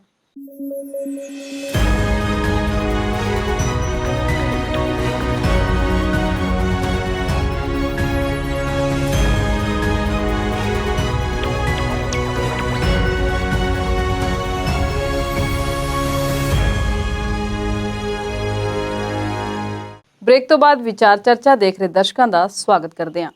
ਕੁਲਦੀਪ ਜੀ, ਕਿਸਾਨ ਅੰਦੋਲਨ ਤੋਂ ਬਾਅਦ ਗੱਲ ਕਰਦੇ ਹਾਂ ਪੰਜਾਬ ਦੀ ਰਾਜਨੀਤੀ ਦੀ, ਤੇ ਅਸੀਂ ਕੱਲ ਵੀ ਗੱਲ ਕੀਤੀ ਸੀ ਕਿ ਨਵਜੋਤ ਸਿੰਘ ਸਿੱਧੂ ਜਦੋਂ ਮਰਜ਼ੀ ਸਿਆਸੀ ਬੀਨ ਵਜਾਉਂਦੇ ਨੇ ਤੇ ਰੰਗ ਬਰੰਗੇ ਸੱਪ ਕੱਢਦੇ ਨੇ, ਤੇ ਹੁਣ ਖਬਰ ਆਈ ਹੈ ਵੀ ਉਹਨਾਂ ਨੇ ਕਿਸੇ ਨੂੰ ਧਮਕੀ ਦੇ ਦਿੱਤੀ ਹੈ। ਕਿਹੜੀ ਗੱਲੋਂ ਧਮਕੀ ਦਿੱਤੀ, ਮਾਮਲਾ ਕੀ ਹੈ ਜੀ ਪੂਰਾ? ਨਵਜੋਤ, ਤੁਸੀਂ ਗੱਲ ਕੀਤੀ ਕਿ ਅੰਦੋਲਨ ਤੋਂ ਬਾਅਦ ਇਹ ਗੱਲ ਕਰਦੇ ਆ, ਇਹ ਇਹਨਾਂ ਨੇ ਵੀ ਆਪਣੇ ਅੰਦੋਲਨ ਛੇੜਿਆ ਹੋਇਆ ਨਵਜੋਤ ਸਿੰਘ ਸਿੱਧੂ ਨੇ।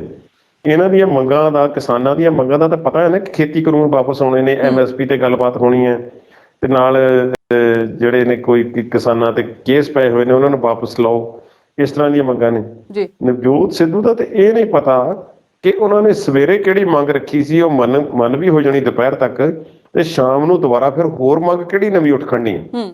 ਹੁਣ ਨਵਜੋਤ ਸਿੰਘ ਸਿੱਧੂ ਅਸਲ ਵਿੱਚ ਲੁਧਿਆਣੇ ਵਿੱਚ ਸਨਅਤਕਾਰਾਂ ਦੇ ਨਾਲ ਉਹਨਾਂ ਦੀ ਥੋੜੀ ਇੱਕ ਮਿਲਣੀ ਸੀ, ਵਪਾਰੀਆਂ ਨਾਲ। ਉਸ ਵਿੱਚ ਉਹਨਾਂ ਨੇ ਆਪਣੀ ਇਸੇ ਸਰਕਾਰ ਦੇ ਪਿਛਲੇ 4.5 ਸਾਲਾਂ ਦੇ ਕਾਰਜਕਾਰੀ ਤੇ ਗੱਲ ਕੀਤੀ ਹੈ। ਨਵਜੋਤ ਸਿੰਘ ਸਿੱਧੂ ਦਾ ਇਹ ਪਤਾ ਨਹੀਂ ਲੱਗਦਾ, ਜਦੋਂ ਗੱਲ ਕਰਦੇ ਆ ਕੰਪੈਰੀਜ਼ਨ ਦੇ ਵਿੱਚ ਤੇ ਫਿਰ ਪ੍ਰਾਪਤੀਆਂ ਗਣਾਉਂਦੇ ਨੇ ਕਿਸੇ ਹੋਰ ਸਰਕਾਰ ਦੇ ਨਾਲ, ਹੋਰ ਪਾਰਟੀ ਦੇ ਨਾਲ। ਜਦੋਂ ਹੋਰ ਕੁਝ ਨਹੀਂ ਲੱਭਦਾ ਤੇ ਪੰਜਾਬ ਸਰਕਾਰ ਵਾਲੇ ਕਹਿੰਦੇ ਨੇ ਕਿ ਆਹ ਵੀ ਕੰਮ ਹੋ ਰਿਹਾ, ਆਹ ਵੀ ਹੋ ਰਿਹਾ। ਹੁਣ ਨਵਜੋਤ ਸਿੰਘ ਸਿੱਧੂ ਦੇ ਇਸ਼ੂ ਕੀ ਹੈ, ਤੇ ਫਿਰ ਉਹ ਅਕਾਲੀ ਤੇ ਭਾਜਪਾ ਗੱਠਜੋੜ ਨੇ ਜਿਹੜਾ ਲੰਬਾ ਸਮਾਂ ਰਾਜ ਕੀਤਾ ਉਸ ਦੁਆਲੇ ਹੋ ਜਾਂਦੇ ਨੇ। ਹੁਣ ਨਵਜੋਤ ਸਿੱਧੂ ਨੇ, ਉਹਨਾਂ ਨੇ ਇਹ ਗੱਲ ਕਹੀ ਹੈ ਲੁਧਿਆਣਾ ਵਿੱਚ, 4.5 ਸਾਲਾਂ ਦੇ ਵਿੱਚ ਪੰਜਾਬ 'ਚ ਕੰਮ ਸਹੀ ਨਹੀਂ ਹੋਇਆ।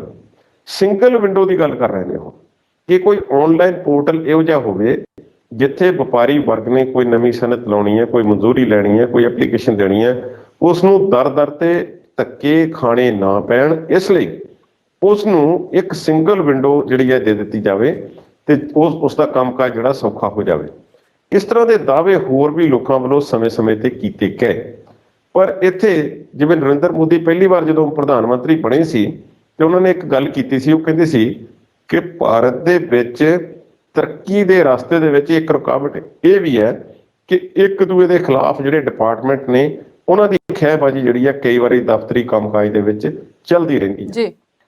ਉਹਨਾਂ ਨੇ, ਨਵਜੋਤ ਸਿੰਘ ਸਿੱਧੂ ਨੇ ਇਸੇ ਤਰ੍ਹਾਂ ਦੀ ਗੱਲ ਕੀਤੀ ਹੈ ਕਿ ਵਪਾਰੀਆਂ ਨਾਲ ਮਿਲਣੀ ਦੌਰਾਨ ਉਹਨਾਂ ਨੇ ਕਹਿ ਦਿੱਤਾ ਕਿ ਜੇ ਹਾਈ ਕਮਾਨ ਉਸਦੇ ਪੰਜਾਬ ਮਾਡਲ ਤੇ ਕੰਮ ਨਹੀਂ ਕਰਦੀ ਤੇ ਉਸ ਨੂੰ ਲਾਗੂ ਨਹੀਂ ਕਰਦੀ ਨਵਜੋਤ ਸਿੰਘ ਸਿੱਧੂ ਦਾ ਪੰਜਾਬ ਮਾਡਲ, ਜਿਸ ਨੂੰ ਕੱਲ ਉਹ ਕਹਿ ਰਹੇ ਸੀ ਕਿ ਪ੍ਰਿਯੰਕਾ, ਸੋਨੀਆ ਤੇ ਰਾਹੁਲ ਦੇ ਵਿਚਾਰ ਨੇ ਕਿ ਅਗਲੇ ਮੁੱਖ ਮੰਤਰੀ ਲਈ ਕਿਹੜੇ ਕੰਮ ਹੋਣਗੇ, ਤੇ ਹੁਣ ਉਹ ਆਪਣਾ ਪੰਜਾਬ ਮਾਡਲ ਦੱਸ ਰਹੇ ਨੇ ਹਾਈ ਕਮਾਨ ਨੂੰ ਕਿ ਮੇਰਾ ਪੰਜਾਬ ਮਾਡਲ ਹੈ, ਜੇ ਉਹ ਲਾਗੂ ਨਹੀਂ ਹੁੰਦਾ ਤਾਂ ਮੈਂ ਇਲੈਕਸ਼ਨ ਨਹੀਂ ਲੜਾਂਗਾ, ਮੈਂ ਚੋਣਾਂ ਵਿੱਚ ਹਿੱਸਾ ਨਹੀਂ ਲੈਣਾਗਾ, ਤੇ ਉਹ ਇਸ ਗੱਲ ਲਈ ਜ਼ਿੰਮੇਵਾਰ ਨਹੀਂ ਹੋਵੇਗਾ। ਤੇ ਕੱਲ ਤੇ ਮੁੱਖ ਮੰਤਰੀ ਵੀ ਬਣ ਗਏ ਸੀਗੇ।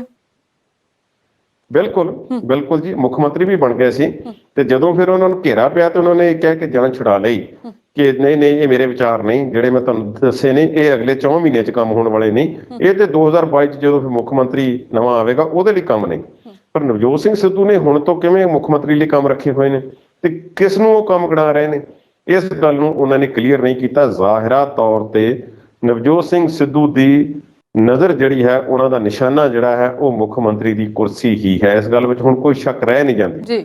ਪਰ ਜੇ ਮੁੱਦਿਆਂ ਤੇ ਰਹਿ ਕੇ ਉਹ ਮੁੱਖ ਮੰਤਰੀ ਦੀ ਕੁਰਸੀ ਤੱਕ ਪਹੁੰਚ ਜਾਂਦੇ ਨੇ ਤੇ ਮੁੱਦਿਆਂ ਤੇ ਕੰਮ ਕਰਦੇ ਨੇ, ਫਿਰ ਸਾਨੂੰ ਕਿਸੇ ਨੂੰ ਇਤਰਾਜ਼ ਵੀ ਨਹੀਂ ਹੋਣਾ ਚਾਹੀਦਾ। ਅਕਸਰ ਹਰ ਇੱਕ ਦਾ ਹੱਕ ਹੈ ਸੋਚਣਾ, ਮੁੱਖ ਮੰਤਰੀ ਦੀ ਜਾਂ ਕਿਸੇ ਵੀ ਹੋਰ ਕੁਰਸੀ ਬਾਰੇ ਸੋਚਣ ਦਾ ਹੱਕ ਸੰਵਿਧਾਨਕ ਤੌਰ ਤੇ ਸਾਰਿਆਂ ਨੂੰ ਹੈ। ਇਸ ਗੱਲ ਵਿੱਚ ਕੋਈ ਬੁਰਾਈ ਨਹੀਂ, ਇਸ ਗੱਲ ਵਿੱਚ ਕੁਝ ਵੀ ਗੈਰ ਕਾਨੂੰਨੀ ਨਹੀਂ। ਹੁਣ ਸਰਕਾਰ ਨੂੰ ਨਸ਼ਿਆਂ ਤੇ ਗੁਰੂ ਗ੍ਰੰਥ ਸਾਹਿਬ ਦੀ ਬੇਅਦਬੀ ਬਾਰੇ ਰਿਪੋਰਟ ਜਨਤਕ ਕਰਨ ਉਹ ਉਸ ਮਾਮਲੇ ਤੇ ਜੇ ਰਿਪੋਰਟ ਜਨਤਕ ਨਹੀਂ ਹੁੰਦੀ ਤੇ ਉਹਨਾਂ ਨੇ ਉੱਥੇ ਵੀ ਧਮਕੀ ਦਿੱਤੀ ਹੋਈ ਹੈ। ਤੁਹਾਨੂੰ ਪਤਾ ਹੋਣਾ ਚਾਹੀਦਾ, ਉਹਨਾਂ ਨੇ ਕਿਹਾ ਕਿ ਜੇ ਇਹ ਨਸ਼ਿਆਂ ਵਾਲੀ ਫਾਈਲ STF ਦੀ ਜਿਹੜੀ ਰਿਪੋਰਟ ਹੈ ਤੇ ਬਾਅਦ ਦੇ ਵਿੱਚ ਜਿਹੜੀ ਬੇਅਦਬੀ ਕਾਂਡ ਦੀ ਜਿਹੜੀ ਜਾਂਚ ਦੀ ਰਿਪੋਰਟ ਹੈ ਸਿਟ ਦੀ, ਜੋ ਜਨਤਕ ਨਹੀਂ ਕੀਤੀ ਜਾਂਦੀ ਤਾਂ ਮੈਂ ਮਰਨ ਵਰਤ ਤੇ ਬੈਠ ਜਾਵਾਂਗਾ। ਹੁਣ ਵਾਕਿਆ ਮਰਨ ਵਰਤ ਤੇ ਕਦੋਂ ਬੈਠਣਗੇ ਤੇ ਉਸ ਰਿਪੋਰਟ ਨੂੰ ਜਨਤਕ ਕਰਵਾਉਣ ਲਈ ਕਿਉਂ ਕਾਹਲੇ ਨੇ? ਉਸ ਵਿੱਚ ਕਿਹਦੇ ਨਾਮ ਨੇ? ਜੇ ਉਹ ਇੰਨੇ ਕਾਹਲੇ ਨੇ, ਉਹਨਾਂ ਨੂੰ ਪਤਾ ਹੈ ਕਿ ਇਹ ਜਿਹੜੀ ਰਿਪੋਰਟ ਹੈ ਇਸ ਤਰ੍ਹਾਂ ਜਨਤਕ ਹੋ ਸਕਦੀ ਹੈ, ਤਾਂ ਫਿਰ ਸਰਕਾਰ ਕਿਉਂ ਆਨਾਕਾਨੀ ਕਰ ਰਹੀ ਹੈ? ਸਰਕਾਰ ਨੇ ਕਿਉਂ ਰੋਕੀ ਹੋਈ ਹੈ ਰਿਪੋਰਟ? ਮੈਂ ਦੋ ਕੁ ਮੁੱਦੇ ਆਪ ਜੀ ਦੇ ਸਾਹਮਣੇ ਲਾਉਣਾ ਚਾਹੁੰਦਾ। ਉਹਨਾਂ ਨੇ ਕਿਹਾ ਸੀ ਕਿ ਕੇਬਲ ਮਾਫੀਆ ਤੇ ਜਲਦ ਤੋਂ ਜਲਦ ਕਾਰਵਾਈ ਕਰਨ ਦੀ ਲੋੜ ਹੈ। ਕੇਬਲ ਮਾਫੀਆ ਤੇ ਇੱਕ ਪਾਸਿਓਂ ਕਾਰਵਾਈ ਸ਼ੁਰੂ ਹੋ ਜਾਂਦੀ ਹੈ ਤੇ ਦੂਸਰੇ ਪਾਸਿਓਂ ਇਹ ਵੀ ਨਾਲ ਪਤਾ ਲੱਗਦਾ ਹੈ ਕਿ ਕੇਬਲ ਮਾਫੀਆ ਤੇ ਬਹੁਤੀ ਜ਼ਿਆਦਾ ਕਾਰਵਾਈ ਹੋ ਨਹੀਂ ਸਕਣੀ। ਇਸ ਦੇ ਰੇਟ ਤੈਅ ਕਰਨ ਦੇ ਵਿੱਚ ਕੇਂਦਰ ਸਰਕਾਰ ਦੀ ਹੀ ਹੁਕਮ ਚੱਲਦੇ ਨੇ। ਪੰਜਾਬ ਸਰਕਾਰ ਇਸ ਦੇ ਮਾੜੇ ਮੋਟੇ ਟੈਕਸ ਜਿਹੜੇ ਹਨ ਉਹਨਾਂ ਨੂੰ ਘੱਟ ਵੱਧ ਕਰ ਸਕਦੀ ਹੈ। ਇਸ ਕਰਕੇ ਇਹਨਾਂ ਦੇ ਹੱਥ ਵੱਸ ਬਹੁਤਾ ਕੁਝ ਨਹੀਂ ਹੈ। ਹੁਣ ਦੂਸਰੇ ਪਾਸੇ ਰੇਤ ਤੇ ਜਦੋਂ ਸ਼ਿਕੰਜਾ ਕੱਸਿਆ ਗਿਆ ਕਿ ਰੇਤ ਸਸਤੀ ਕੀਤੀ ਜਾਵੇ ਤੇ ਉਹ ਠੇਕੇਦਾਰਾਂ ਨੇ ਕਹਿ ਦਿੱਤਾ ਕਿ ਅਸੀਂ ਭਾਈ ਮਹਿੰਗੇ ਭਾਅ ਦੇ ਠੇਕੇ ਸਰਕਾਰ ਤੋਂ ਲਏ ਹੋਏ ਨੇ, ਅਸੀਂ ਆਪਣੇ ਪੈਸੇ ਪੂਰੇ ਕਰ ਰਹੇ ਨੇ 31 ਮਾਰਚ ਤੱਕ, ਉਸ ਤੋਂ ਬਾਅਦ ਜਿਹਨੂੰ ਮਰਜ਼ੀ ਤੁਸੀਂ ਠੇਕਾ ਦੇ ਸਕਦੇ ਹੋ। ਬਿਜਲੀ ਵਾਲੇ ਸਮਝੌਤੇ ਰੱਦ ਕਰਨ ਦੀ ਕੋਸ਼ਿਸ਼ ਕੀਤੀ ਗਈ ਤੇ ਉਹ ਕੰਪਨੀਆਂ ਹਾਈ ਕੋਰਟ ਦੇ ਵਿੱਚ ਪਹੁੰਚ ਗਈਆਂ ਨੇ। ਅਦਾਲਤ ਨੇ ਉਹਨਾਂ ਤੇ ਸਟੇ ਲਾ ਦਿੱਤਾ ਹੈ ਕਿ ਤੁਸੀਂ ਇਵੇਂ ਕੀਤੇ ਹੋਏ ਸਮਝੌਤੇ ਇੱਕ ਪਾਸੜ ਤਰੀਕੇ ਨਾਲ ਰੱਦ ਨਹੀਂ ਕਰ ਸਕਦੇ। ਜਿਹੜੇ ਸਮਝੌਤੇ ਤੇ ਕੀਤੇ ਹੁੰਦੇ ਨੇ ਉਹਨਾਂ ਵਿੱਚ ਦੋਨੇ ਧਿਰਾਂ ਦੇ ਸਾਈਨ ਹੁੰਦੇ ਨੇ, ਦੋਨਾਂ ਨੇ ਕਮਿਟਮੈਂਟ ਕੀਤੀ ਹੁੰਦੀ ਹੈ ਜਿਸ ਤੇ ਨਿਭਣਾ ਹੁੰਦਾ ਹੈ। ਜੇ ਉਹ ਨਹੀਂ ਨਿਭੇ ਤਾਂ ਅਦਾਲਤ ਹੀ ਇਹ ਸਾਬਤ ਕਰੇਗੀ ਕਿ ਉਹ ਨਹੀਂ ਨਿਭੇ ਤੇ ਉਹ ਸਮਝੌਤੇ ਰੱਦ ਹੋ ਸਕਦੇ ਨੇ। ਜੇ ਅਦਾਲਤ ਉਹਨਾਂ ਦੇ ਪੱਖ ਦਾ ਕੋਈ ਫੈਸਲਾ ਦੇ ਦਿੰਦੀ ਹੈ ਤੇ ਇਹ ਫਿਰ ਪੰਜਾਬ ਸਰਕਾਰ ਨੂੰ ਫਿਰ ਮਹਿੰਗਾ ਪਵੇਗਾ। ਗੱਲ ਬੱਸਾਂ ਦੀ ਉਹ ਵੀ ਆਪ ਜੀ ਜਾਣਦੇ ਹੋ ਕਿ ਅਮਰਿੰਦਰ ਸਿੰਘ ਰਾਜਾ ਵੜਿੰਗ ਨੇ ਬੱਸਾਂ ਫੜਨੀਆਂ ਸ਼ੁਰੂ ਕਰ ਦਿੱਤੀਆਂ। ਰੋਜ਼ ਦੀਆਂ ਇੰਨੀਆਂ ਬੱਸਾਂ, 200 ਬੱਸਾਂ, ਇੰਨਾ ਫਾਇਦਾ ਹੋ ਗਿਆ, ਇੰਨਾ PRTC ਦੀਆਂ ਬੱਸਾਂ ਪੈ ਜਾਣੀਆਂ ਸੀ, 4.5 ਕਰੋੜ ਦਾ ਫਾਇਦਾ ਹੋ ਜਾਣਾ, ਨੁਕਸਾਨ ਹੋ ਗਿਆ, ਸਭ ਕੁਝ ਹੋ ਗਿਆ। ਹਾਈ ਕੋਰਟ ਦੇ ਵਿੱਚ ਮਾਮਲਾ ਜਾਂਦਾ ਹੈ, ਹਾਈ ਕੋਰਟ ਦਾ ਆਦੇਸ਼ ਆ ਜਾਂਦਾ ਹੈ ਕਿ ਜਿਹੜੀਆਂ ਬੱਸਾਂ ਫੜੀਆਂ ਨੇ 4 ਘੰਟਿਆਂ ਦੇ ਵਿੱਚ ਇਹਨਾਂ ਨੂੰ ਛੱਡ ਦਿਓ, ਤੁਸੀਂ ਇਸ ਤਰ੍ਹਾਂ ਨਹੀਂ ਬੱਸਾਂ ਫੜ ਸਕਦੇ, ਟੈਕਸ ਨਹੀਂ ਉਤਾਰਿਆ। ਹੁਣ ਗੱਲ ਇੱਥੇ ਆ ਗਈ ਹੈ, ਨਵੇਂ ਟਾਈਮ ਟੇਬਲ ਦਾ ਵੀ ਰੌਲਾ ਪੈਣਾ। ਕੋਈ ਮਾਮਲਿਆਂ ਤੇ ਸਰਕਾਰੀ ਕਾਰਵਾਈ ਪਾ ਦਿੱਤੀ ਹੈ। ਜਿਵੇਂ ਅਸੀਂ ਆਮ ਤੌਰ ਤੇ ਆਖ ਦਿੰਦੇ ਨੇ ਕਿ ਭਾਈ ਕਿਤੇ ਗਏ ਆ ਕਿਸੇ ਨੂੰ ਮਿਲਣ, ਚੱਲ ਆ ਇੱਕ ਸੱਜਣ ਨੂੰ ਹੋਰ ਨੂੰ ਵੀ ਮਿਲ ਲਓ, ਕਾਰਵਾਈ ਪੈ ਜਾਊਗੀ।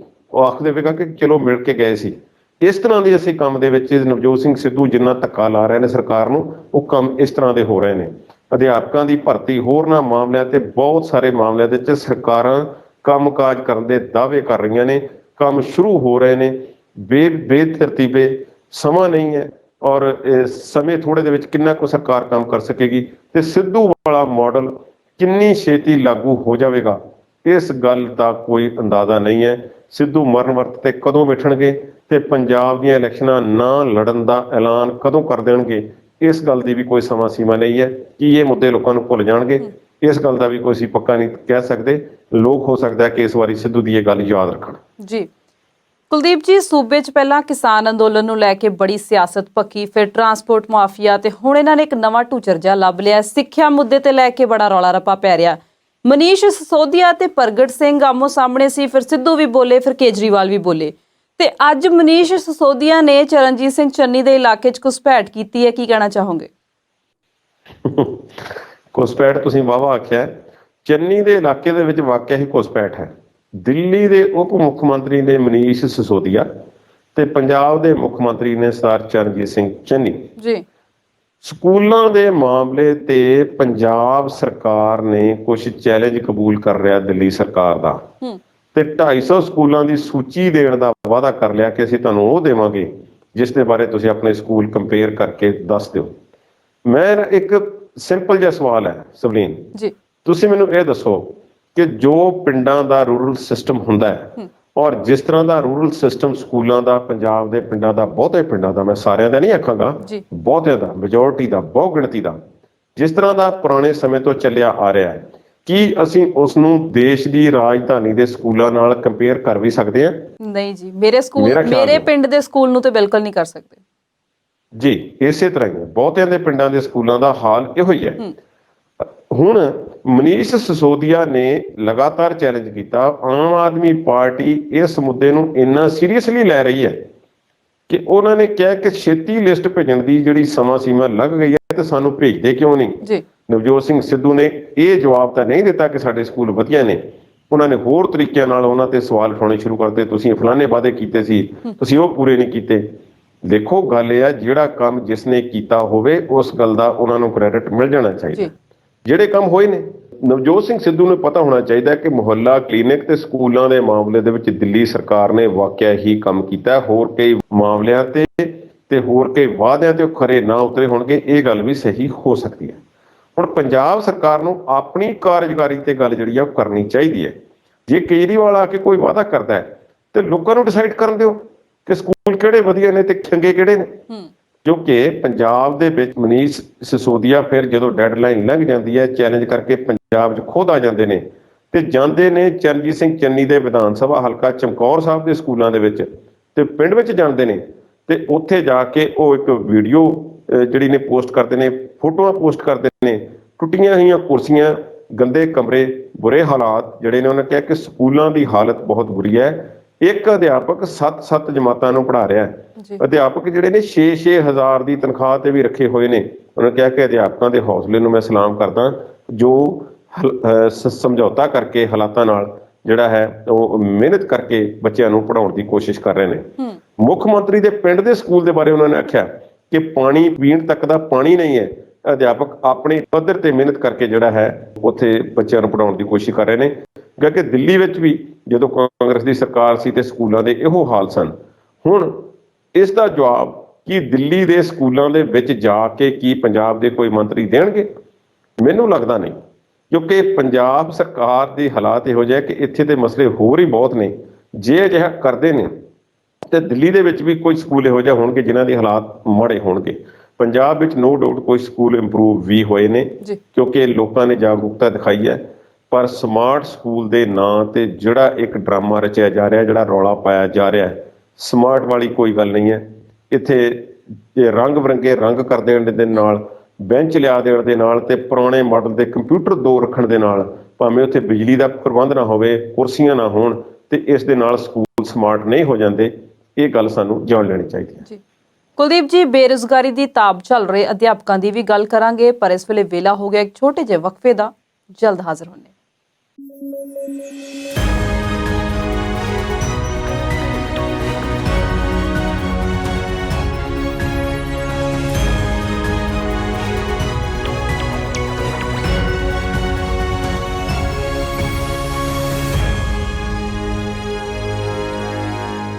ਬ੍ਰੇਕ ਤੋਂ ਬਾਅਦ ਵਿਚਾਰ ਚਰਚਾ ਦੇਖ ਰਹੇ ਦਰਸ਼ਕਾਂ ਦਾ ਸਵਾਗਤ ਕਰਦੇ ਹਾਂ। ਕੁਲਦੀਪ ਜੀ, ਬਾਹਰਲੇ ਮੁਲਕਾਂ 'ਚ ਜਿਨ੍ਹਾਂ ਨੂੰ VIP ਟ੍ਰੀਟਮੈਂਟ ਮਿਲਦਾ ਉਹਨਾਂ 'ਚ ਅਧਿਆਪਕ ਵੀ ਸ਼ਾਮਲ ਨੇ, ਤੇ ਜੇ ਸਾਡੇ ਮੁਲਕ ਦੀ ਖਾਸ ਕਰਕੇ ਸਾਡੇ ਸੂਬੇ ਦੀ ਗੱਲ ਕਰੀਏ ਤੇ ਇੱਥੇ ਅਧਿਆਪਕਾਂ ਨੂੰ ਮਿਲਦੇ ਡੰਡੇ। ਬੇਰੁਜ਼ਗਾਰੀ ਦੀ ਤਾਬ ਚੱਲ ਰਹੇ ਨੇ, ਅਧਿਆਪਕ ਸੜਕਾਂ ਤੇ ਰੋਲੀ ਰਹੇ ਨੇ, ਰੁਲਦੇ ਹੀ ਆਪਾਂ ਕਹਿ ਸਕਦੇ ਹਾਂ। ਜਿਹੜੇ ਦੂਜਿਆਂ ਦਾ ਭਵਿੱਖ ਘੜਦੇ ਨੇ ਉਹਨਾਂ ਦਾ ਆਪਣਾ ਭਵਿੱਖ ਜਿਹੜਾ ਇਸ ਵੇਲੇ ਧੁੰਦਲਾ ਹੋਇਆ ਪਿਆ। ਪੰਜਾਬ ਸਰਕਾਰ ਤੋਂ ਡਾਢੇ ਖਫਾ ਨੇ ਅਧਿਆਪਕ। ਤੁਹਾਨੂੰ ਲੱਗਦਾ ਹੈ ਕਿ ਸਰਕਾਰ ਕੋਲ ਕੋਈ ਪੈਂਤੜਾ ਹੈਗਾ ਇਹਨਾਂ ਨੂੰ ਖੁਸ਼ ਕਰਨ ਦਾ, ਜਾਂ ਫਿਰ ਦੇਣਗੇ ਫਿਰ ਲੋਲੀਪੌਪ ਹੀ ਇਹਨਾਂ ਨੂੰ ਵੀ? ਤੁਸੀਂ ਆਖਿਆ ਅਧਿਆਪਕਾਂ ਨੂੰ ਮਿਲਦੇ ਨੇ ਡੰਡੇ। ਪਹਿਲਾਂ ਵੀ ਡੰਡੇ ਮਿਲਦੇ ਸੀ ਉਹ, ਪਰ ਜਿਹੜਾ ਵਿਗੜੇ ਤਿਗੜੇ ਨੂੰ ਸਿੱਧੇ ਕਰਨ ਵਾਸਤੇ ਮਿਲਦੇ ਸਨ। ਅਧਿਆਪਕਾਂ ਦੇ ਹੱਥ ਵਿੱਚ ਡੰਡੇ ਹੁੰਦੇ ਸੀ ਜੀ। ਅਧਿਆਪਕ ਦੀ ਸਮਾਜ ਦੇ ਵਿੱਚ ਬੜੀ ਇੱਜ਼ਤ ਹੁੰਦੀ ਹੈ। ਜਿਹੜੇ ਸੱਭਿਅਕ ਸਮਾਜ ਨੇ ਦੁਨੀਆ ਦੇ ਜਿੱਥੇ ਕਿਤੇ ਵੀ ਨੇ, ਉਹਨਾਂ ਵਿੱਚ ਅਧਿਆਪਕ ਦਾ ਆਪਣਾ ਇੱਕ ਸਥਾਨ ਹੋਵੇਗਾ ਜੀ। ਪਰ ਹੌਲੀ ਹੌਲੀ ਸਾਡਾ ਸਿਸਟਮ ਕਿਹੋ ਜਿਹਾ ਸਿਰਜਿਆ ਗਿਆ ਕਿ ਅਧਿਆਪਨ ਦਾ ਕਿੱਤਾ ਵੀ ਕਲੰਕਿਤ ਹੋਇਆ ਕੁਝ ਕਾਰਨਾਂ ਕਰਕੇ। ਫਿਰ ਸਰਕਾਰਾਂ ਨੇ ਇੱਕ ਵੱਖਰੀ ਕਿਸਮ ਦੀ ਸਿੱਖਿਆ ਦੇ ਤਹਿਤ ਆਪਣੇ ਸਿਸਟਮ ਨੂੰ ਅਪਗ੍ਰੇਡ ਨਾ ਕਰਨ ਦੀ ਜਿਹੜੀ ਅੜੀ ਫੜੀ ਜੀ, ਤੇ ਉਸੇ ਕਰਕੇ ਲੋਕਾਂ ਨੇ ਮੂੰਹ ਹੋਰਨਾਂ ਪਾਸਿਆਂ ਨੂੰ ਮੋੜ ਲਿਆ।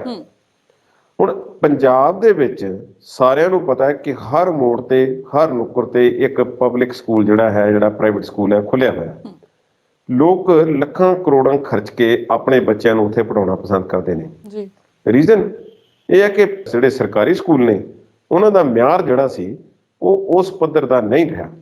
ਹੁਣ ਤੁਸੀਂ ਇਹ ਸੋਚੋ ਕਿ ਅਕਸਰ ਅਸੀਂ ਕਹਿ ਦਿੰਦੇ ਹਾਂ ਕਿ ਪ੍ਰਾਈਵੇਟ ਸਕੂਲਾਂ ਦੇ ਵਿੱਚ ਜਿਹੜੇ ਅਧਿਆਪਕ ਨੇ ਉਹ ਪੂਰੀ ਕੁਆਲੀਫਿਕੇਸ਼ਨ ਵਾਲੇ ਨਹੀਂ ਰੱਖੇ ਜਾਂਦੇ ਜੀ, ਜਦਕਿ ਸਰਕਾਰੀ ਸਕੂਲਾਂ ਦੇ ਵਿੱਚ ਆਮ ਤੌਰ ਤੇ ਇੱਕ ਪ੍ਰੋਪਰ ਚੈਨਲ ਦੇ ਥਰੂ ਸਿਲੈਕਟਡ ਇੱਕ ਪ੍ਰੋਪਰ ਡਿਗਰੀ ਪ੍ਰਾਪਤ, ਜਿਸ ਵਿੱਚ B.Ed ਵੀ ਸ਼ਾਮਲ ਹੈ ਜਾਂ ਹੋਰ ਕੋਈ ਜਿਹੜੀਆਂ ਡਿਗਰੀਆਂ ਜ਼ਰੂਰੀ ਹੁੰਦੀਆਂ ਨੇ ਅਧਿਆਪਨ ਦੇ ਕਿੱਤੇ ਵਾਸਤੇ, ਉਹ ਹੋਣੀਆਂ ਵੀ ਜ਼ਰੂਰੀ ਨੇ, ਸਬਜੈਕਟ ਦੀ ਮਾਸਟਰੀ ਵੀ ਹੋਣੀ ਜ਼ਰੂਰੀ ਹੈ। ਸਭ ਕੁਝ ਦੇਖ ਕੇ ਉਹਨਾਂ ਨੂੰ ਜਿਹੜਾ ਰੱਖਿਆ ਜਾਂਦਾ ਹੈ। ਅਧਿਆਪਕਾਂ ਦੀਆਂ ਤਨਖਾਹਾਂ ਵੀ ਪਿਛਲੇ ਸਮੇਂ ਦੇ ਵਿੱਚ ਇੰਪਰੂਵ ਹੋਈਆਂ ਨੇ, ਇਸ ਗੱਲ ਵਿੱਚ ਕੋਈ ਸ਼ੱਕ ਨਹੀਂ। ਪਰ ਦੂਸਰੇ ਪਾਸੇ ਅਗਾਂਹ ਤੋਂ ਸਰਕਾਰ ਆਪਣੇ ਪੈਰ ਕਿਉਂ ਪਿਛਾਂਹ ਖਿੱਚ ਰਹੀ ਹੈ? ਚਰਨਜੀਤ ਸਿੰਘ ਚੰਨੀ ਇੱਕ ਦਿਨ ਛੱਡ ਕੇ ਕੇਂਦਰ ਨੂੰ ਚਿੱਠੀ ਲਿਖ ਰਹੇ ਨੇ ਕਿ ਕਿਸਾਨਾਂ ਦੇ ਕਰਜ਼ੇ ਤੇ ਲੀਕ ਮਾਰ ਦਿਓ। ਕਿਸਾਨਾਂ ਦਾ ਵੀ ਠੀਕ ਹੈ, ਕਿਸਾਨ ਆਪਣੇ ਸਿਰ ਖੁਦ ਹੋ ਕੇ ਦੇਖਣਗੇ। ਕਿਸਾਨਾਂ ਨੇ ਤੇ ਮੰਗਾਂ ਮਨਾਉਣ ਦਾ ਤਰੀਕਾ ਲੱਭ ਲਿਆ ਆਪਣਾ, ਕਿ ਕਿਵੇਂ ਮਨਵਾਉਣੀਆਂ ਨੇ। ਤੁਸੀਂ ਗੱਲ ਕਰੋ ਜਿਹੜੀ ਤੁਹਾਡੀ ਆਪਣੀ ਜ਼ਿੰਮੇਵਾਰੀ ਹੈ। ਇੱਕ ਪਾਸੇ ਸਵਲੀਨ, ਜੋ ਕਿਸਾਨਾਂ ਨੇ ਲੜਾਈ ਜਿੱਤੀ ਹੈ ਉਹ ਕੋਰਪੋਰੇਟ ਸਟਰਕਚਰ ਦੇ ਖਿਲਾਫ ਹੈ ਜੀ। ਉਹ ਕੋਈ 3 ਕਾਨੂੰਨਾਂ ਦਾ ਮਾਮਲਾ ਨਹੀਂ, ਇੱਕ ਓਵਰਆਲ ਲੜਾਈ ਹੈ।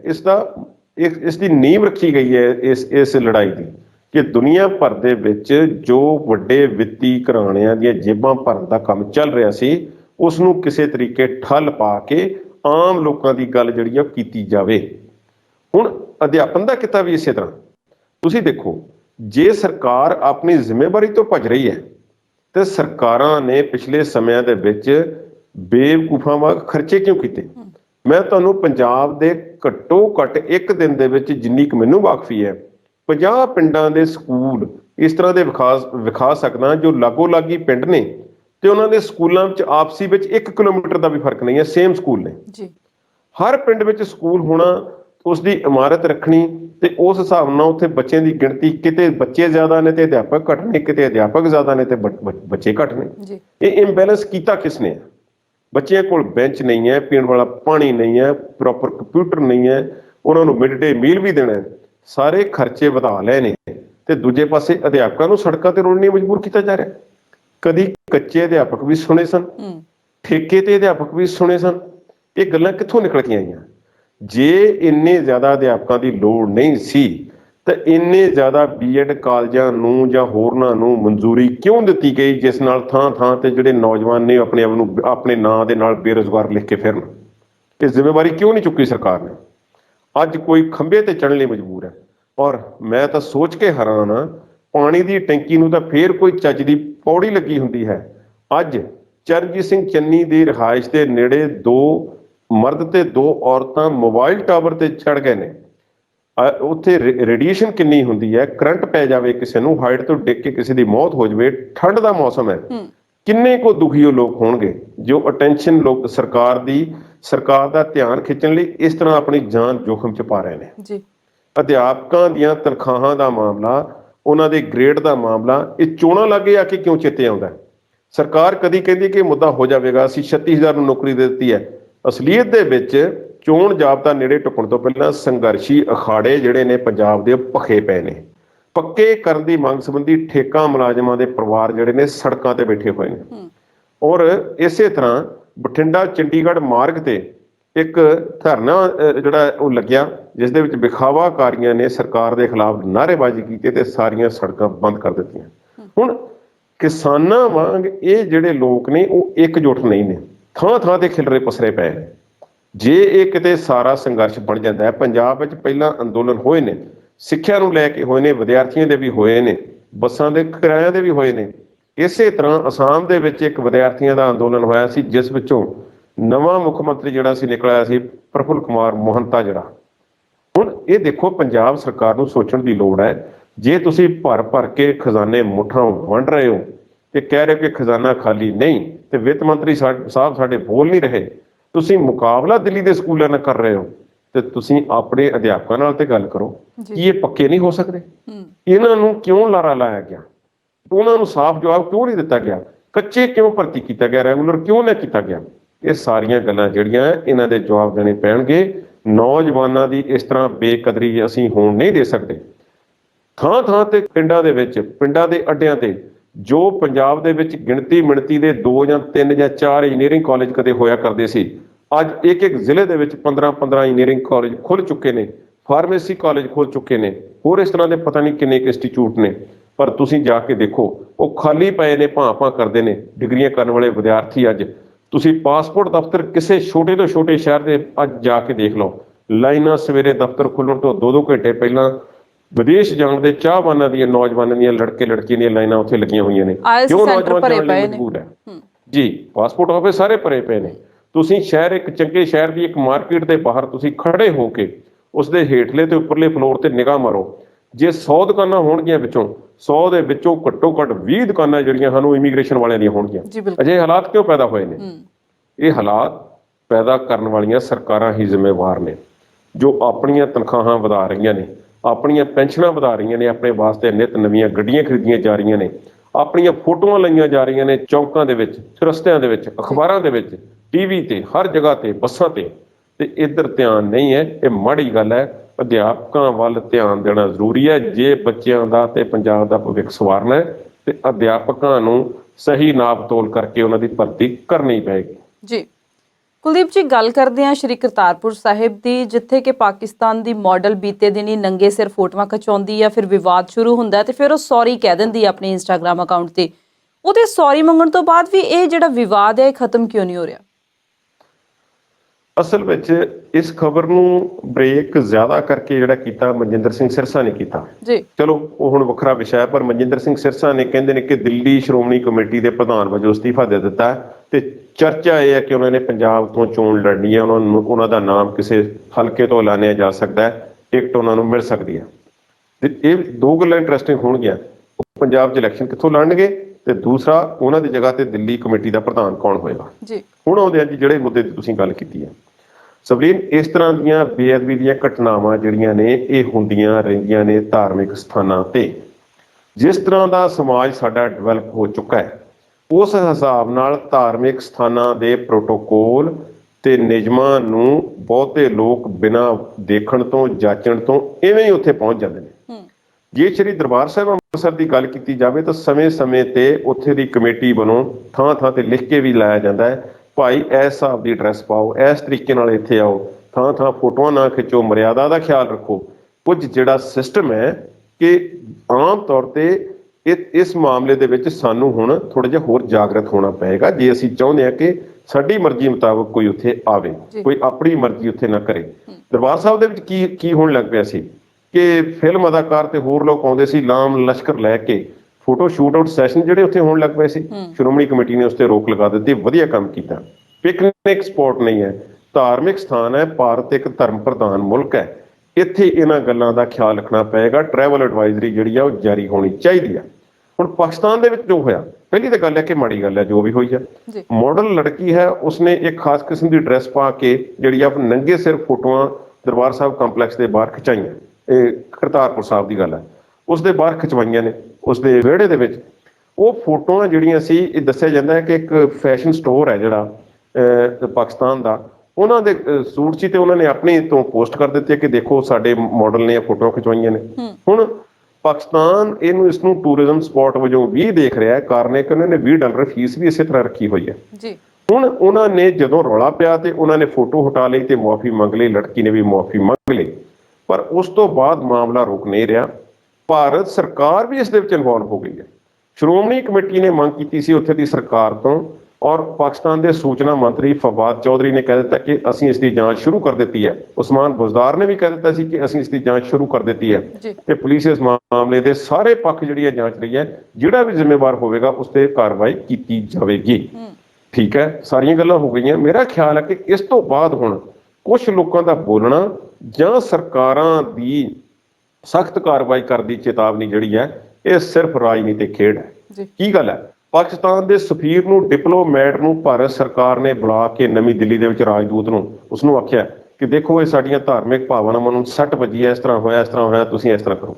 ਇਹ ਜ਼ਲੀਲ ਕਰਨ ਵਾਲੀ ਗੱਲ ਹੈ। ਜੇ ਅਗਲੇ ਨੇ ਕਹਿ ਦਿੱਤਾ ਹੈ ਕਿ ਅਸੀਂ ਕਾਰਵਾਈ ਕਰਾਂਗੇ ਤੇ ਗਾਂ ਵਾਸਤੇ ਅਜਿਹਾ ਨਹੀਂ ਹੋਵੇਗਾ ਤੇ ਉੱਥੇ ਲੋਕਾਂ ਨੂੰ ਰਹਿਤ ਮਰਿਆਦਾ ਤੇ ਨਿਯਮਾਂ ਨੂੰ ਸਿਖਾਉਣ ਲਈ ਕੁਝ ਕਮੇਟੀ ਬਣਾਉਣ ਦੀ ਗੱਲ ਵੀ ਚੱਲ ਰਹੀ ਹੈ। ਪਾਕਿਸਤਾਨ ਦੀ ਜਿਹੜੀ ਗੁਰਦੁਆਰਾ ਪ੍ਰਬੰਧਕ ਕਮੇਟੀ ਹੈ ਉਹਨਾਂ ਨੇ ਮੁੱਦਾ ਚੁੱਕ ਲਿਆ ਤੇ ਸਰਕਾਰ ਉਹਨਾਂ ਦਾ ਸਹਿਯੋਗ ਕਰ ਰਹੀ ਹੈ। ਪਰ ਹੋਰ ਕੌਣ ਬੋਲ ਰਿਹਾ? ਤਰੁਣ ਚੁੱਗ ਜਿਹੜੇ ਨੇ ਉਹ ਬੋਲ ਰਹੇ ਨੇ ਭਾਜਪਾ ਦੇ ਆਗੂ। ਆਖਿਰ ਨਵਜੋਤ ਸਿੰਘ ਸਿੱਧੂ ਇਸ ਮਾਮਲੇ ਤੇ ਕਿਉਂ ਚੁੱਪ ਹੈ? ਹੱਦ ਹੋ ਗਈ ਹੈ ਭਾਈ। ਅਜੇ ਕੱਲ ਦੀ ਤਾਂ ਗੱਲ ਹੈ ਕਿ ਤੁਹਾਡੇ ਇੱਕ ਮੁੱਖ ਮੰਤਰੀ ਨੂੰ ਗੁਰਦੁਆਰਾ ਸਾਹਿਬ ਦੇ ਵਿੱਚ ਫੈਸਿਲਿਟੇਟ ਕਰਨ ਲਈ ਨਾਚ ਗਾਣੇ ਦਾ ਪ੍ਰਬੰਧ ਕੀਤਾ ਗਿਆ ਸੀ। ਉਹ ਤੇ ਅਕਾਲ ਤਖਤ ਸਾਹਿਬ ਤੇ ਅਜੇ ਤਨਖਾਹਾਂ ਜਿਹੜੀਆਂ ਉਹਨਾਂ ਨੂੰ ਜਿਹੜਾ ਸਜ਼ਾ ਦੇਣ ਦਾ ਸਿਸਟਮ ਜਿਹੜਾ ਚਲਾਇਆ ਹੋਇਆ, ਤੁਸੀਂ ਕਿਹੜੀ ਗੱਲ ਕਰ ਰਹੇ? ਇਹ ਮੈਂ ਸਮਝਦਾ ਕਿ ਰਾਜਨੀਤਿਕ ਰੰਗਤ ਦੇਣ ਦੀ ਕੋਸ਼ਿਸ਼ ਲੋਕਾਂ ਨੂੰ ਹੁਣ ਨਹੀਂ ਕਰਨੀ ਚਾਹੀਦੀ। ਮਨਜਿੰਦਰ ਸਿੰਘ ਸਿਰਸਾ ਵਿਦੇਸ਼ਾਂ ਵਿੱਚ ਸਿੱਖਾਂ ਦੇ ਮਾਮਲਿਆਂ ਤੇ ਬਹੁਤ ਸਾਰੀਆਂ ਗੱਲਾਂ ਪ੍ਰਤੀ ਕੰਨ ਖੁੱਲੇ ਰੱਖਦੇ ਨੇ। ਇਹ ਗੱਲ ਮੰਨਣਯੋਗ ਹੈ। ਉਹਨਾਂ ਨਾਲ 100 ਗੱਲਾਂ ਤੇ ਤੁਹਾਡੀ ਜਿਹੜੀ ਹੈ ਉਹ ਤੁਸੀਂ ਉਹਨਾਂ ਨਾਲ ਕਿੰਤੂ ਪ੍ਰੰਤੂ ਕਰ ਸਕਦੇ ਹੋ, ਉਹਨਾਂ ਦੇ ਕੰਮ ਕਰਨ ਦੇ ਤਰੀਕਿਆਂ ਤੇ। ਕਿਸਾਨ ਅੰਦੋਲਨ ਦੇ ਬਾਬਤ ਤੇ ਬਾਅਦ ਵਿੱਚ ਨੌਜਵਾਨਾਂ ਦੇ ਕੇਸਾਂ ਦੀ ਪੈਰਵਾਈ ਕਰਨ ਬਾਬਤ, ਤੇ ਇਸ ਤਰ੍ਹਾਂ ਵਿਦੇਸ਼ਾਂ ਦੇ ਵਿੱਚ ਦੁਬਈ ਦੇ ਵਿੱਚ ਫਸੇ ਹੋਏ ਨੌਜਵਾਨਾਂ ਪ੍ਰਤੀ, ਅਫਗਾਨਿਸਤਾਨ ਦੇ ਗੁਰਦੁਆਰਿਆਂ ਪ੍ਰਤੀ, ਪਾਕਿਸਤਾਨ ਦੇ ਗੁਰਦੁਆਰਿਆਂ ਪ੍ਰਤੀ ਆਮ ਤੌਰ ਤੇ ਉਹ ਕੰਨ ਖੁੱਲੇ ਰੱਖਦੇ ਨੇ ਤੇ ਚੇਤਨ ਕਰਦੇ ਨੇ। ਉਹਨਾਂ ਨੇ ਕੀਤਾ, ਧੰਨਵਾਦ ਕਰਦੇ ਆ ਉਹਨਾਂ ਦਾ। ਪਰ ਹੋਰ ਜਿਹੜੇ ਲੋਕ ਹੁਣ ਵਾਧੂ ਬੋਲ ਰਹੇ ਨੇ ਜਾਂ ਬਹੁਤੇ ਜਿਹੜੇ ਨੇ ਸਿੱਖ ਹਤੈਸ਼ੀ ਹੋਣ ਦਾ ਜਾਂ ਧਾਰਮਿਕ ਹੋਣ ਦਾ ਪਖੰਡ ਤੇ ਪ੍ਰਚੰਡ ਕਰ ਰਹੇ ਨੇ, ਇਹ ਚੰਗੀ ਗੱਲ ਨਹੀਂ ਹੈ। ਪਾਕਿਸਤਾਨ ਸਰਕਾਰ ਨੇ ਇੱਕ ਵਾਅਦਾ ਕਰ ਲਿਆ ਕਿ ਅਸੀਂ ਇਹ ਅਜਿਹਾ ਦੁਬਾਰਾ ਨਹੀਂ ਹੋਣ ਦੇਵਾਂਗੇ। ਇਹ ਕਿਤੇ ਵੀ ਹੋ ਸਕਦੀ ਹੈ, ਪਰ ਜੇ ਕਿਸੇ ਸਰਕਾਰ ਨੇ ਕਾਰਵਾਈ ਕੀਤੀ ਹੈ ਤੇ ਮੇਰਾ ਖਿਆਲ ਹੈ ਕਿ ਇਸ ਮਾਮਲੇ ਤੇ ਹੁਣ ਸਾਨੂੰ ਠਰਮੇ ਨਾਲ, ਤਸੱਲੀ ਨਾਲ ਬੈਠਣਾ ਚਾਹੀਦਾ ਜੀ। ਅੱਜ ਦੇ ਪ੍ਰੋਗਰਾਮ ਦਾ ਸਮਾਂ ਇੱਥੇ ਸਮਾਪਤ ਹੁੰਦਾ ਹੈ। ਕੁਲਦੀਪ ਜੀ, ਸਾਡੇ ਨਾਲ ਜੁੜਨ ਲਈ ਤੁਹਾਡਾ ਬਹੁਤ-ਬਹੁਤ ਸ਼ੁਕਰੀਆ। ਉਮੀਦ ਹੈ ਕਿ ਸਾਡੇ ਦਰਸ਼ਕਾਂ ਨੂੰ ਸਾਡਾ ਅੱਜ ਦਾ ਇਹ ਪ੍ਰੋਗਰਾਮ ਪਸੰਦ ਆਇਆ ਹੋਵੇਗਾ। ਅਗਲੀ ਵਾਰ ਨਵੇਂ ਮੁੱਦਿਆਂ ਤੇ ਨਵੀਂ ਗੱਲਬਾਤ ਲੈ ਕੇ ਜਲਦ ਹਾਜ਼ਰ ਹੋਵਾਂਗੇ। ਤਦ ਤੱਕ ਲਈ ਤੁਸੀਂ ਜੁੜੇ ਰਹੋ ਪੰਜਾਬੀ ਨੈਸ਼ਨਲ ਟੀਵੀ ਦੇ ਨਾਲ। ਉਮੀਦ ਤੁਹਾਡੀ, ਖੁਸ਼ੀ ਸਾਡੀ।